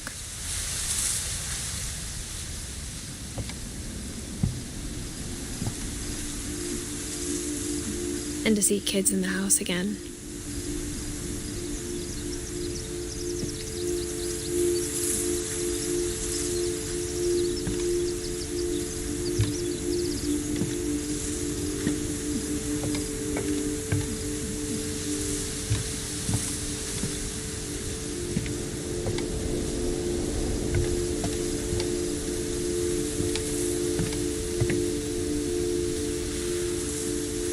The house had to get a little bigger, but Edie was used to that.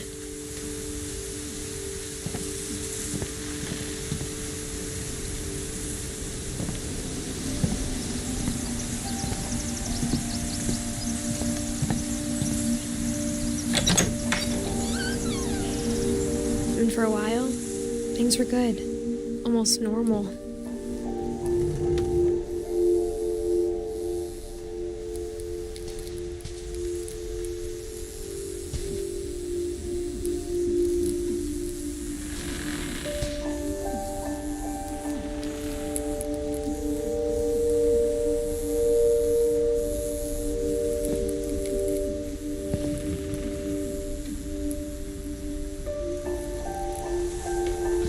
But it didn't last.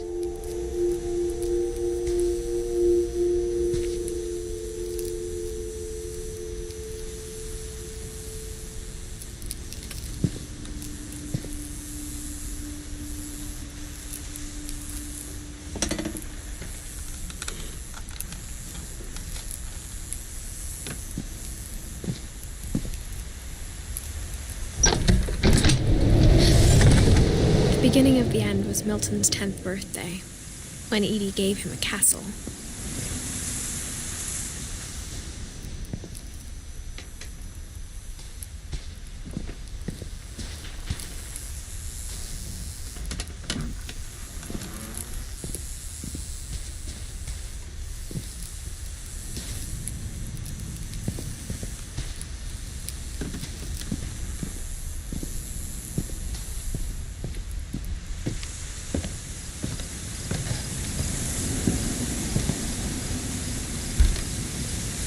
After Milton disappeared, the only thing he left behind was a room full of paintings.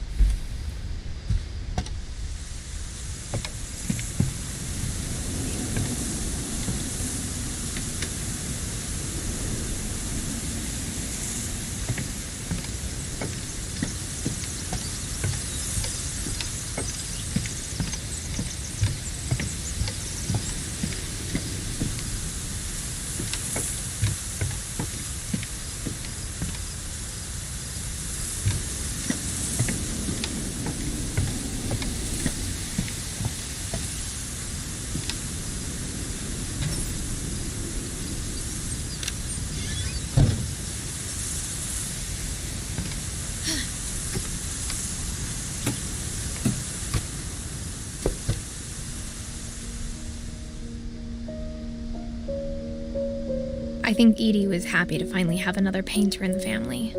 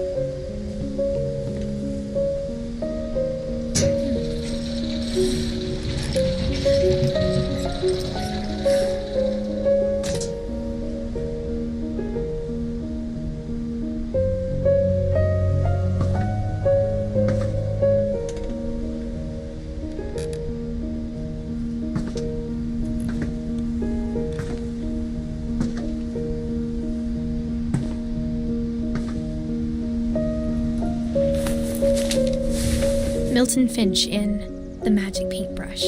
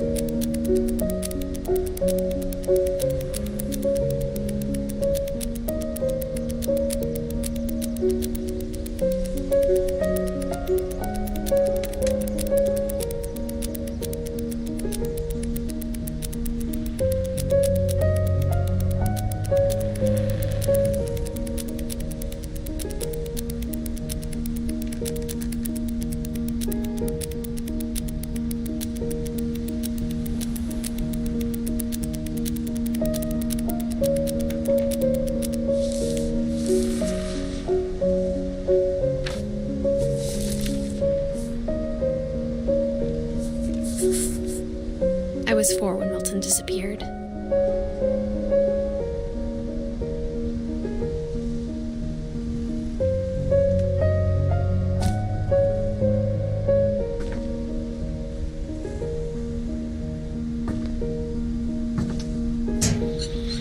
Mom spent months searching for my brother.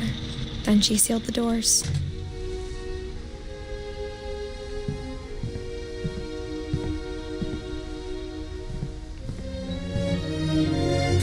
Whatever Milton had found in the house, Mom didn't want it getting out.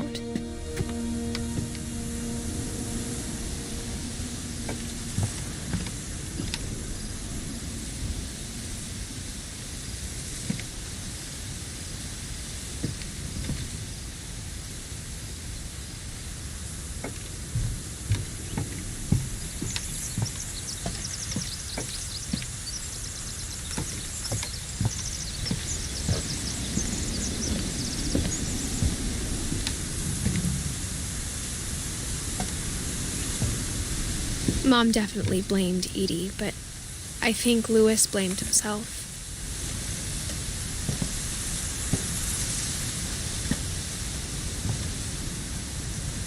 After he graduated, he just spent more and more time in his room, until Mom got him a job at the cannery.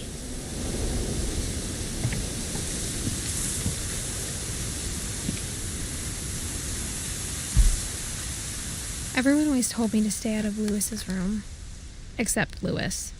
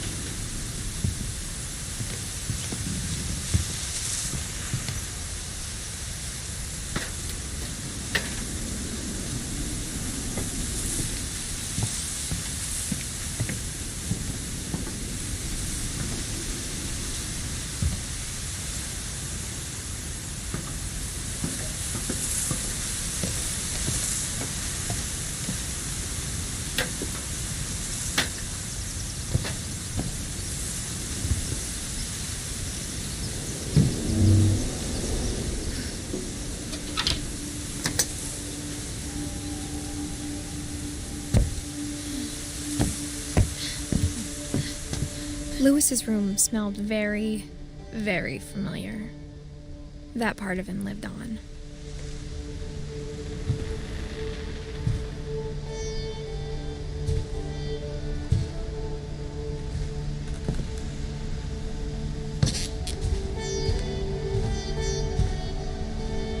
Louis and I spent a lot of time playing games together, but he was surprisingly bad at them. He died a lot.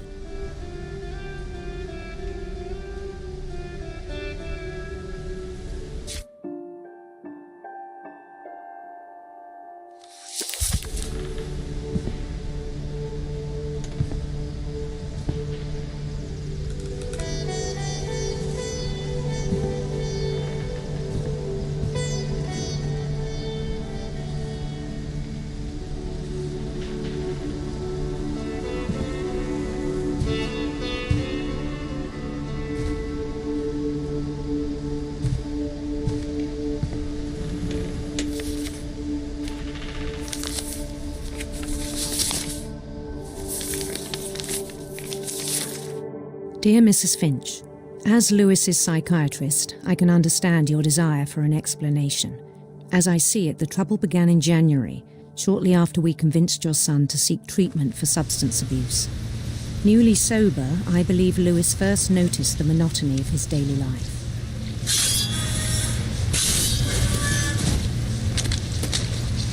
He kept working at the cannery, but he withdrew part of himself. In our sessions, I saw the same behavior. His mind began to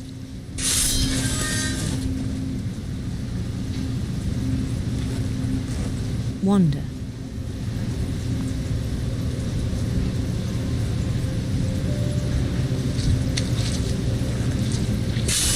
I asked him to describe it. He said he started small.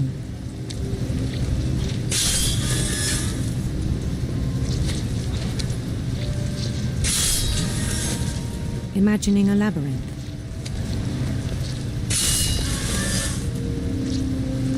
He'd feel his way about.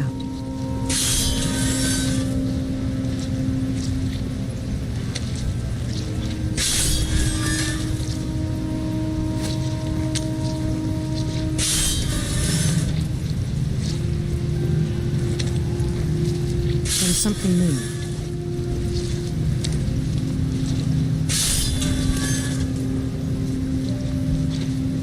Bats and toads.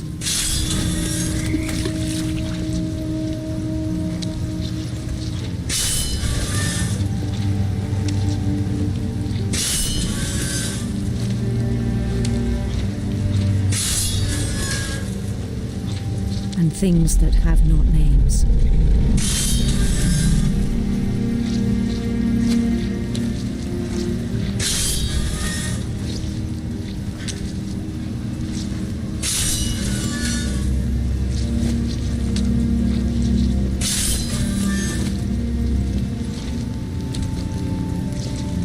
He knew it was all in his head.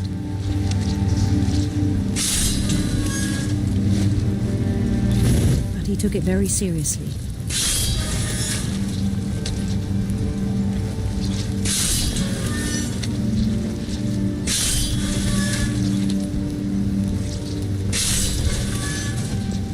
I had hoped he'd find himself.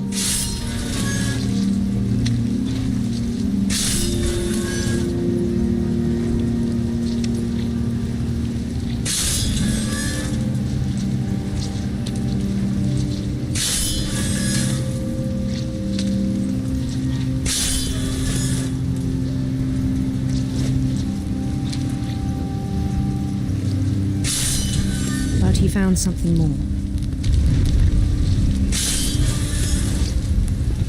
I worried about him then. Daydreaming at the cannery. I spoke with his boss. But he said Lewis had become a model employee. Methodical, tireless, focused.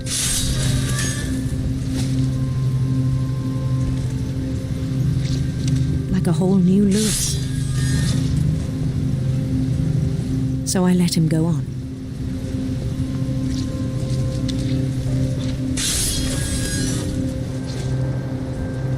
I even encouraged him. It seemed very promising at first.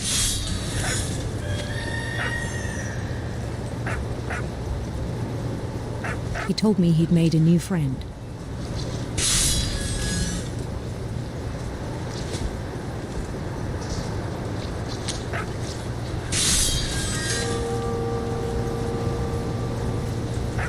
On the edge of a city he named Lewis-topia. He built the city up slowly, brick by brick.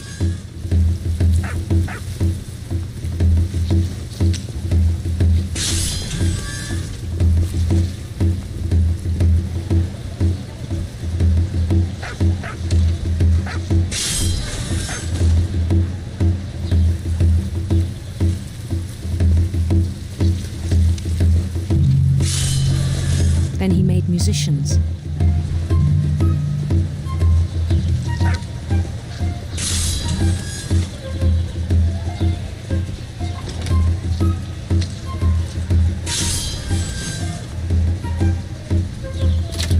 songs for them to play.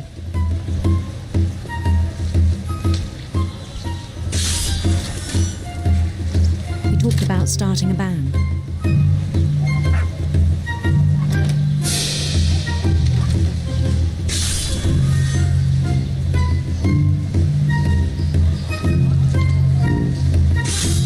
And he was always humming something.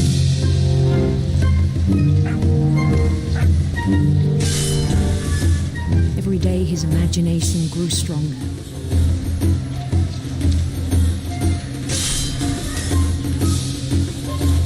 He no longer spoke at the cannery.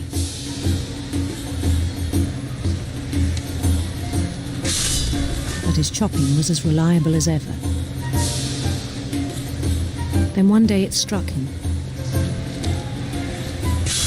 that all the cheering crowds, even the stones under his feet, were all in his imagination.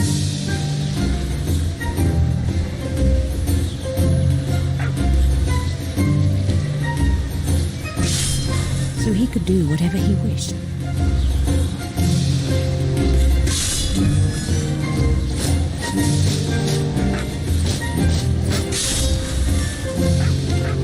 He held an election for mayor. And he won. They begged him to stay, but his mind was already wandering. It became a game for him.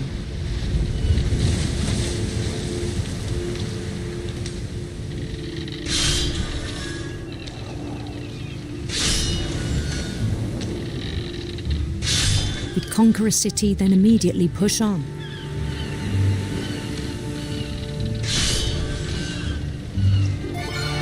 New Louisville.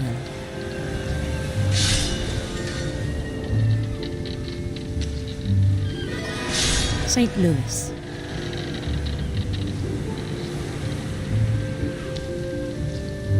We started drifting away from our reality.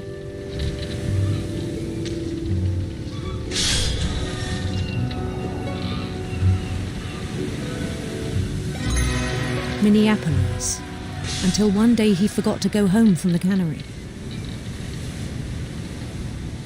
Even as his mother pleaded with him, part of Lewis kept sailing on.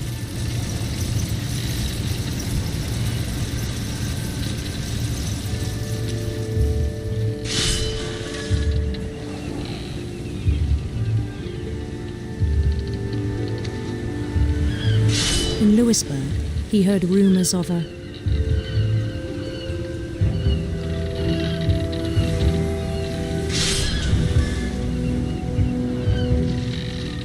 beautiful prince.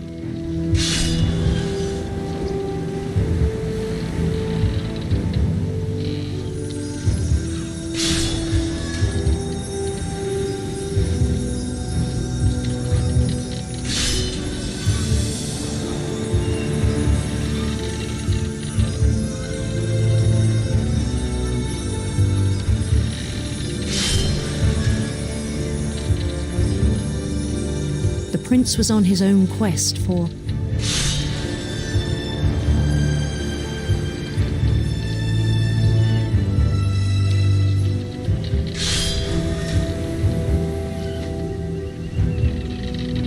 radiant rainbows.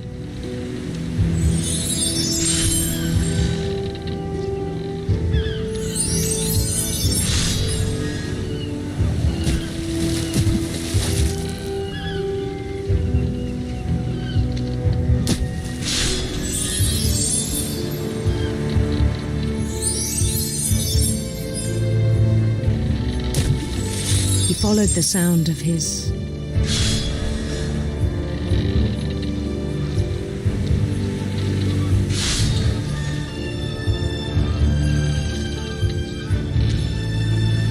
silver harp.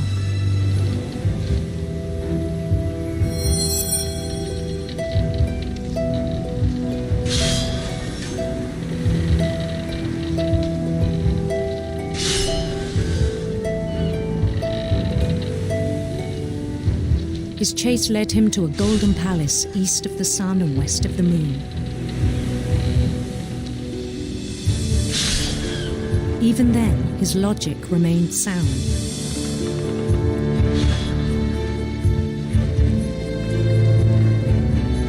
He knew the world was all in his imagination.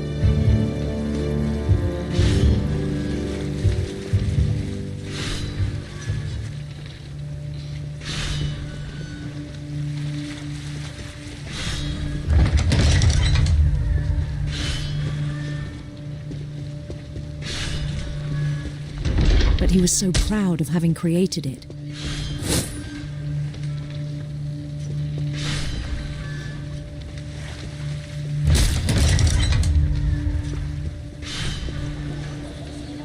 In his own eyes, he'd become something greater than a king.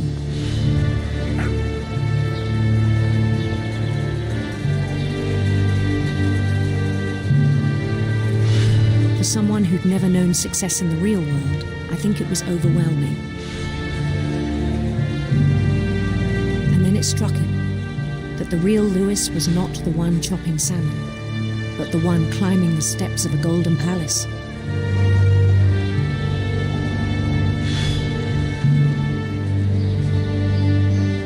My imagination is as real as my body, he told me. It was hard to argue with him.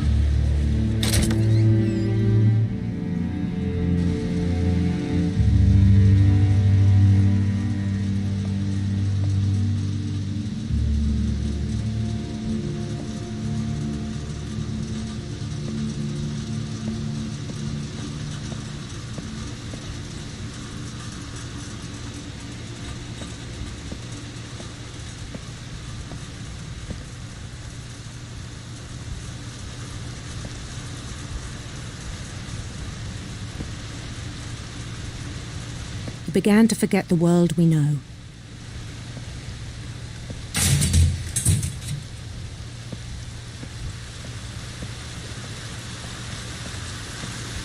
I think it pained him to remember Lewis, the cannery worker.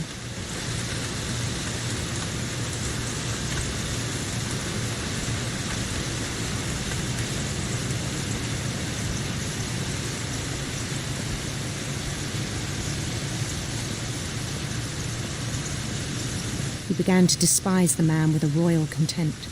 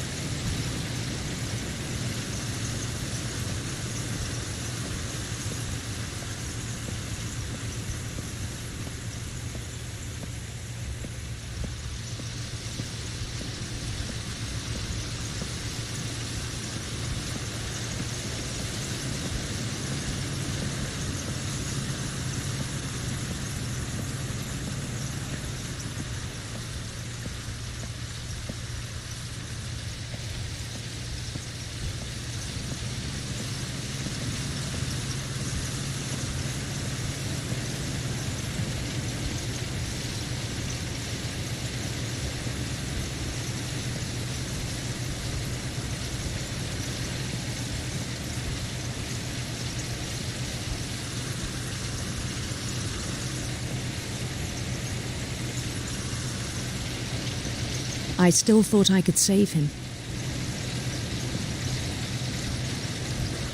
Even after he said he was being crowned king over all the lands of wonder.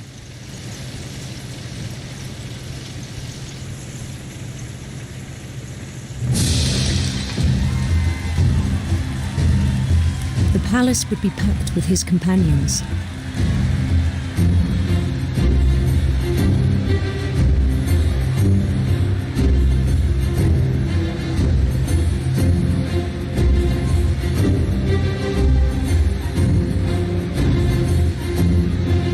Including the wise Calico who'd insisted on inviting me.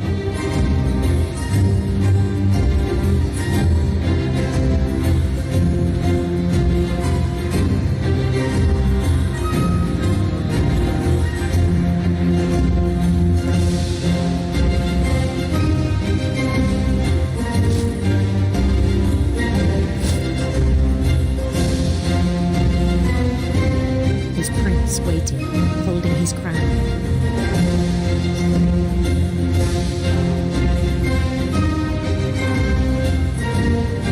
There was only one thing left to do.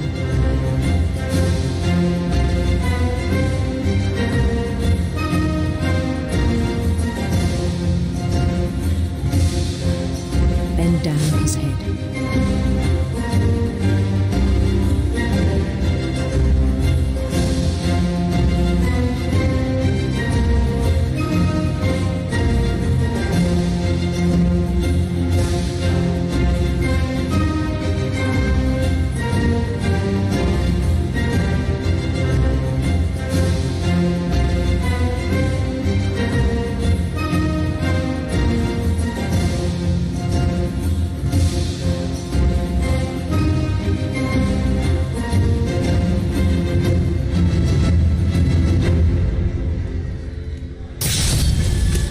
I think you know. Mrs. Finch, your son was a kind man who will be missed by all of us who knew him.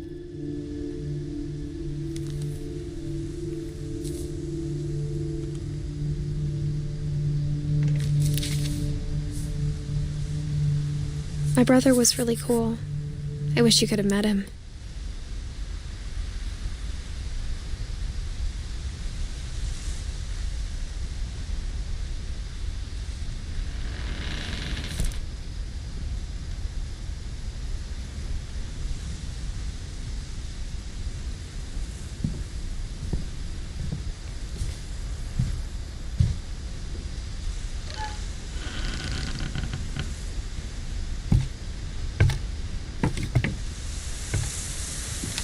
On the way back from Lewis's funeral, my mom told me to start packing.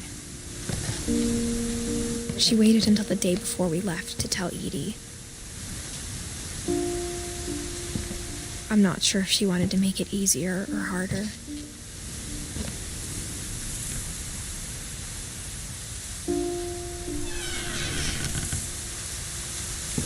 I wish we'd stayed.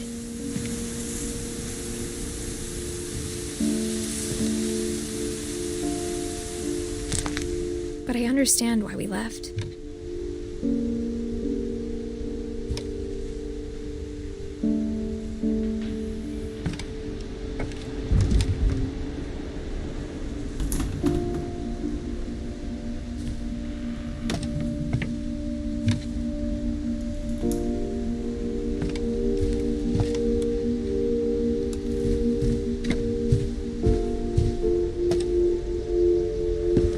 My mom ended up leaving everything behind.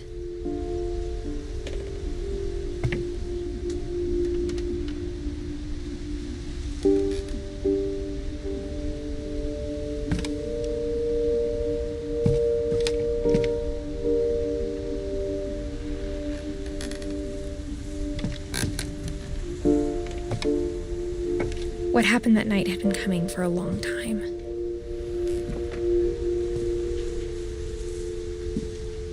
Maybe it should have come sooner.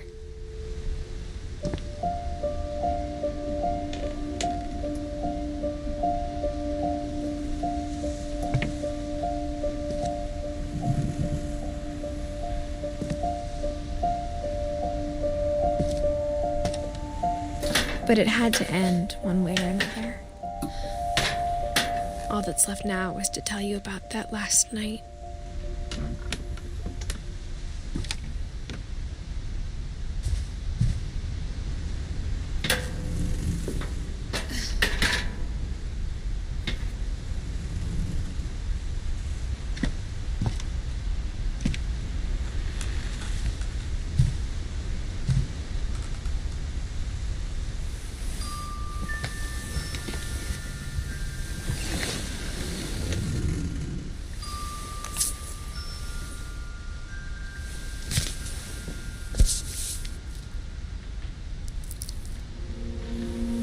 That whole last day, Edie just watched us pack and didn't say a word.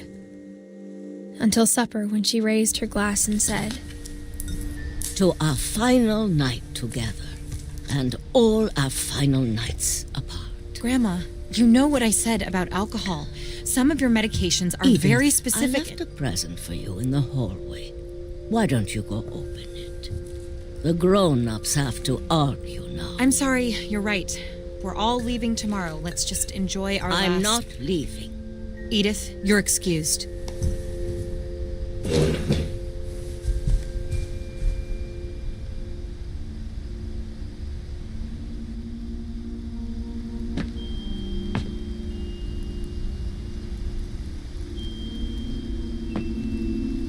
The power had been shut off that morning, but Edie always had plenty of candles.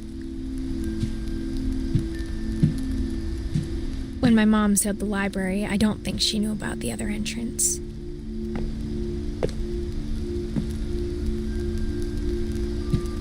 Or that Edie had a key to it.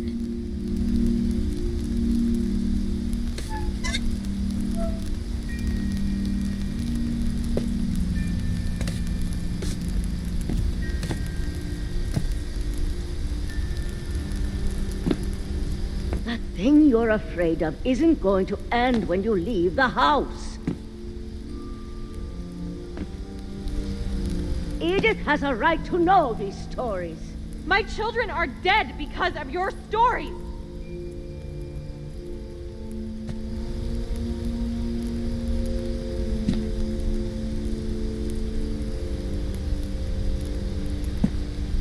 I think it's best if Edith and I leave tonight.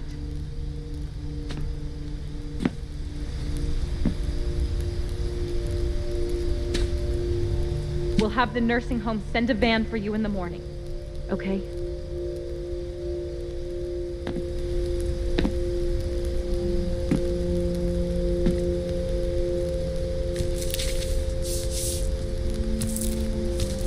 Dear Edith, there's so many stories I wish I could tell you, but there's only time for one. This is about what happened on the night you were born. That night, the tide went way, way out. It was the first and last time I ever saw the old house aground.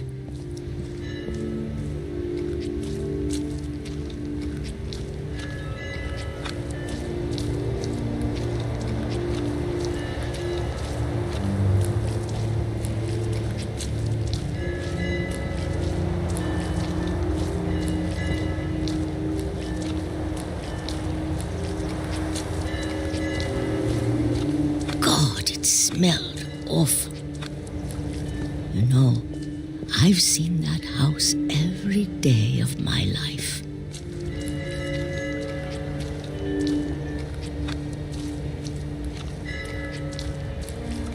But I never thought I'd go back to it. When the fog rolled in, I lost my way.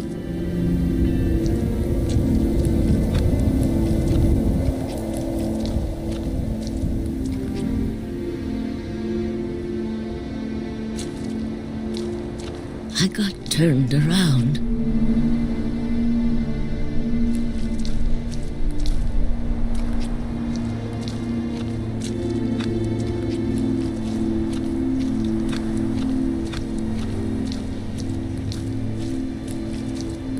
For a while, I wandered.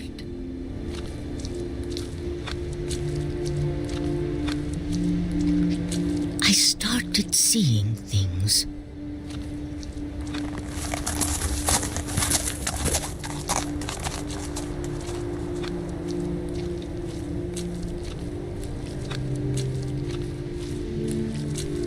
Things I'd forgotten had ever existed.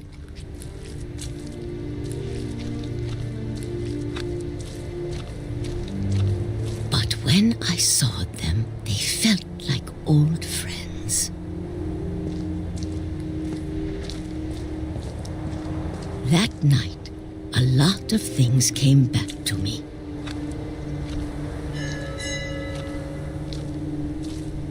Or maybe I came back to them.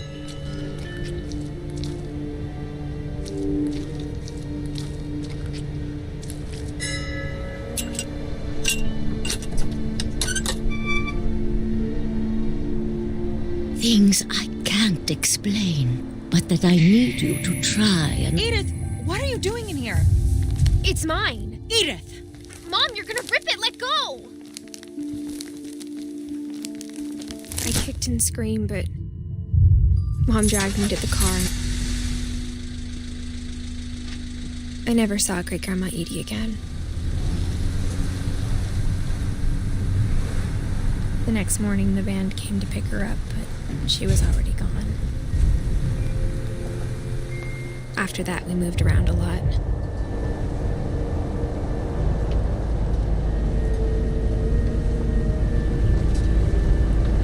We both tried to make the best of it.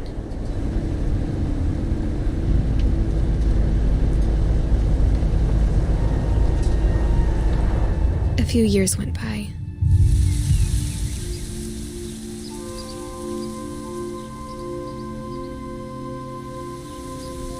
My mom didn't like to talk about it,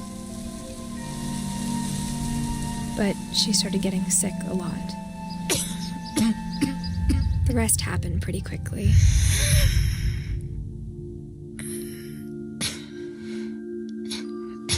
She got better for a while, and then she didn't. And then I was alone. The last Finch left alive. Until I found out about you. I'm still not sure what to tell you about all this. If we lived forever, maybe we'd have time to understand things. But as it is, I think the best we can do is try to open our eyes and appreciate how strange and brief all of this is.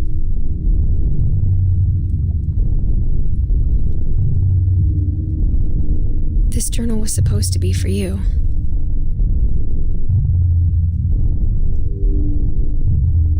But now I hope you'll never see it. I just want to meet you and tell you all these stories myself. But I guess if you're reading this now, things didn't work out that way.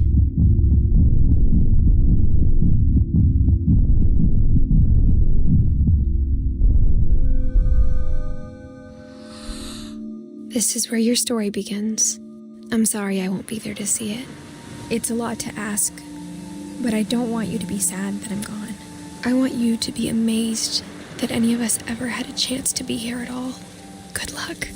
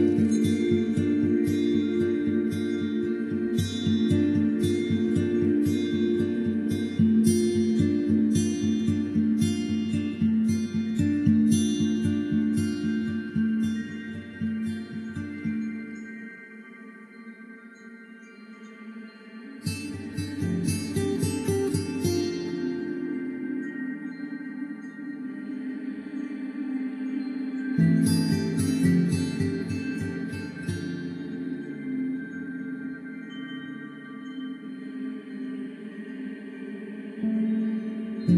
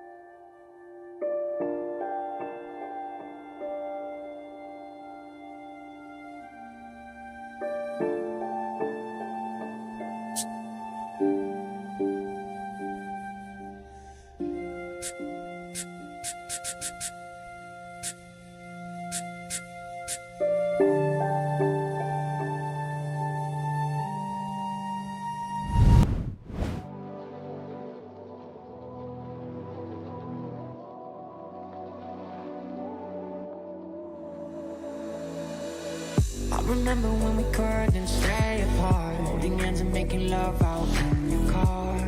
Never thought that it would end,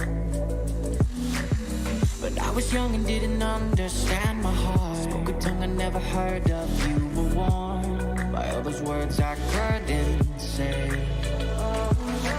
It was love I never had to tell you. Up above, they're singing for the times we had.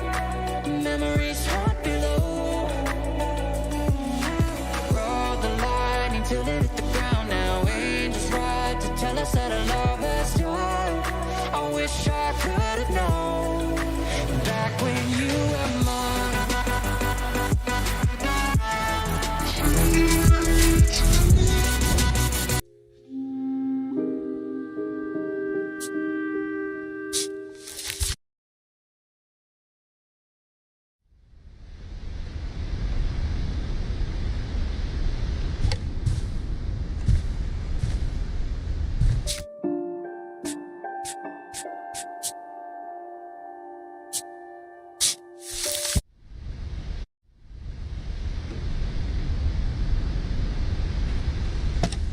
All that's left now is to tell you about that last night.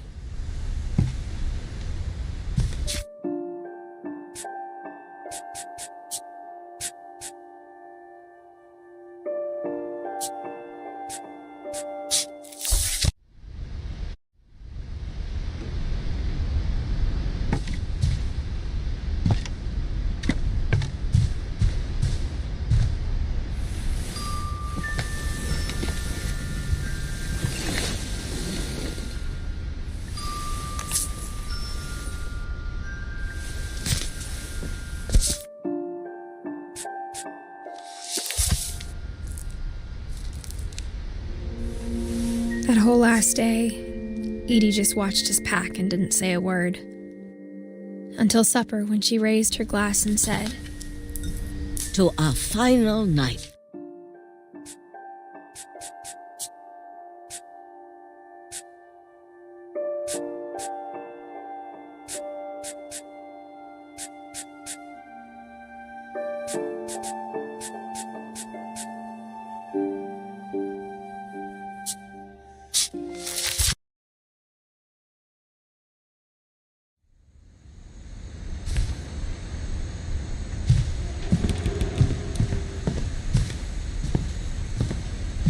I grew up looking at Molly's room through the peephole. Molly's gerbil had a tiny bedroom with its own even tinier gerbil cage.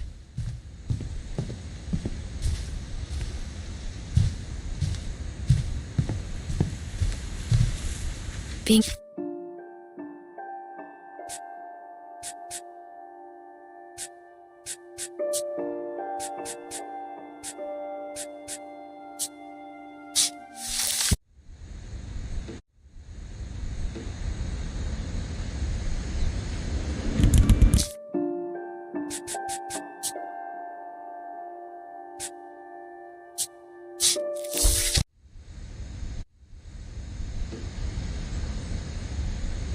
Growing up, I always thought of Barbara as a child star.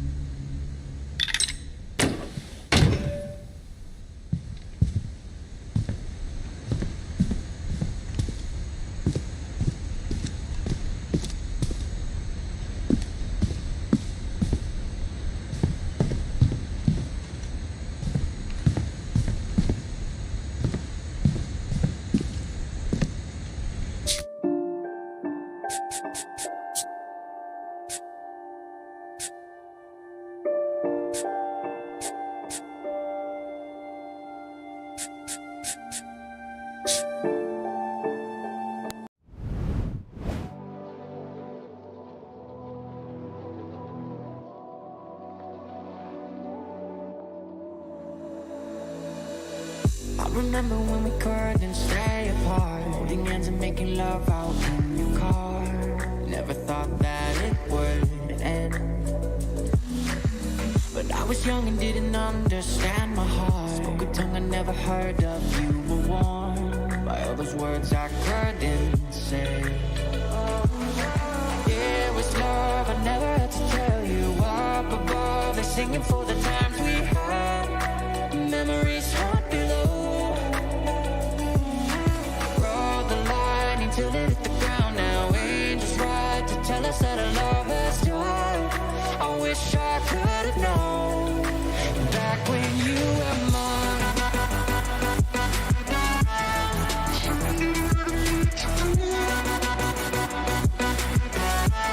But I was blinded by the light.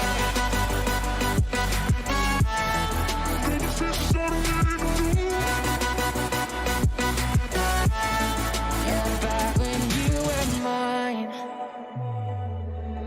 hoping that another you will come again. Waking up and realizing it's pretend, 'cause all I have are dreams of you. Baby, you've been not enough to numb the pain. Tried it all, but I just feel the same. No hiding the truth. It was love I never had to tell you. Up above, they're singing for the time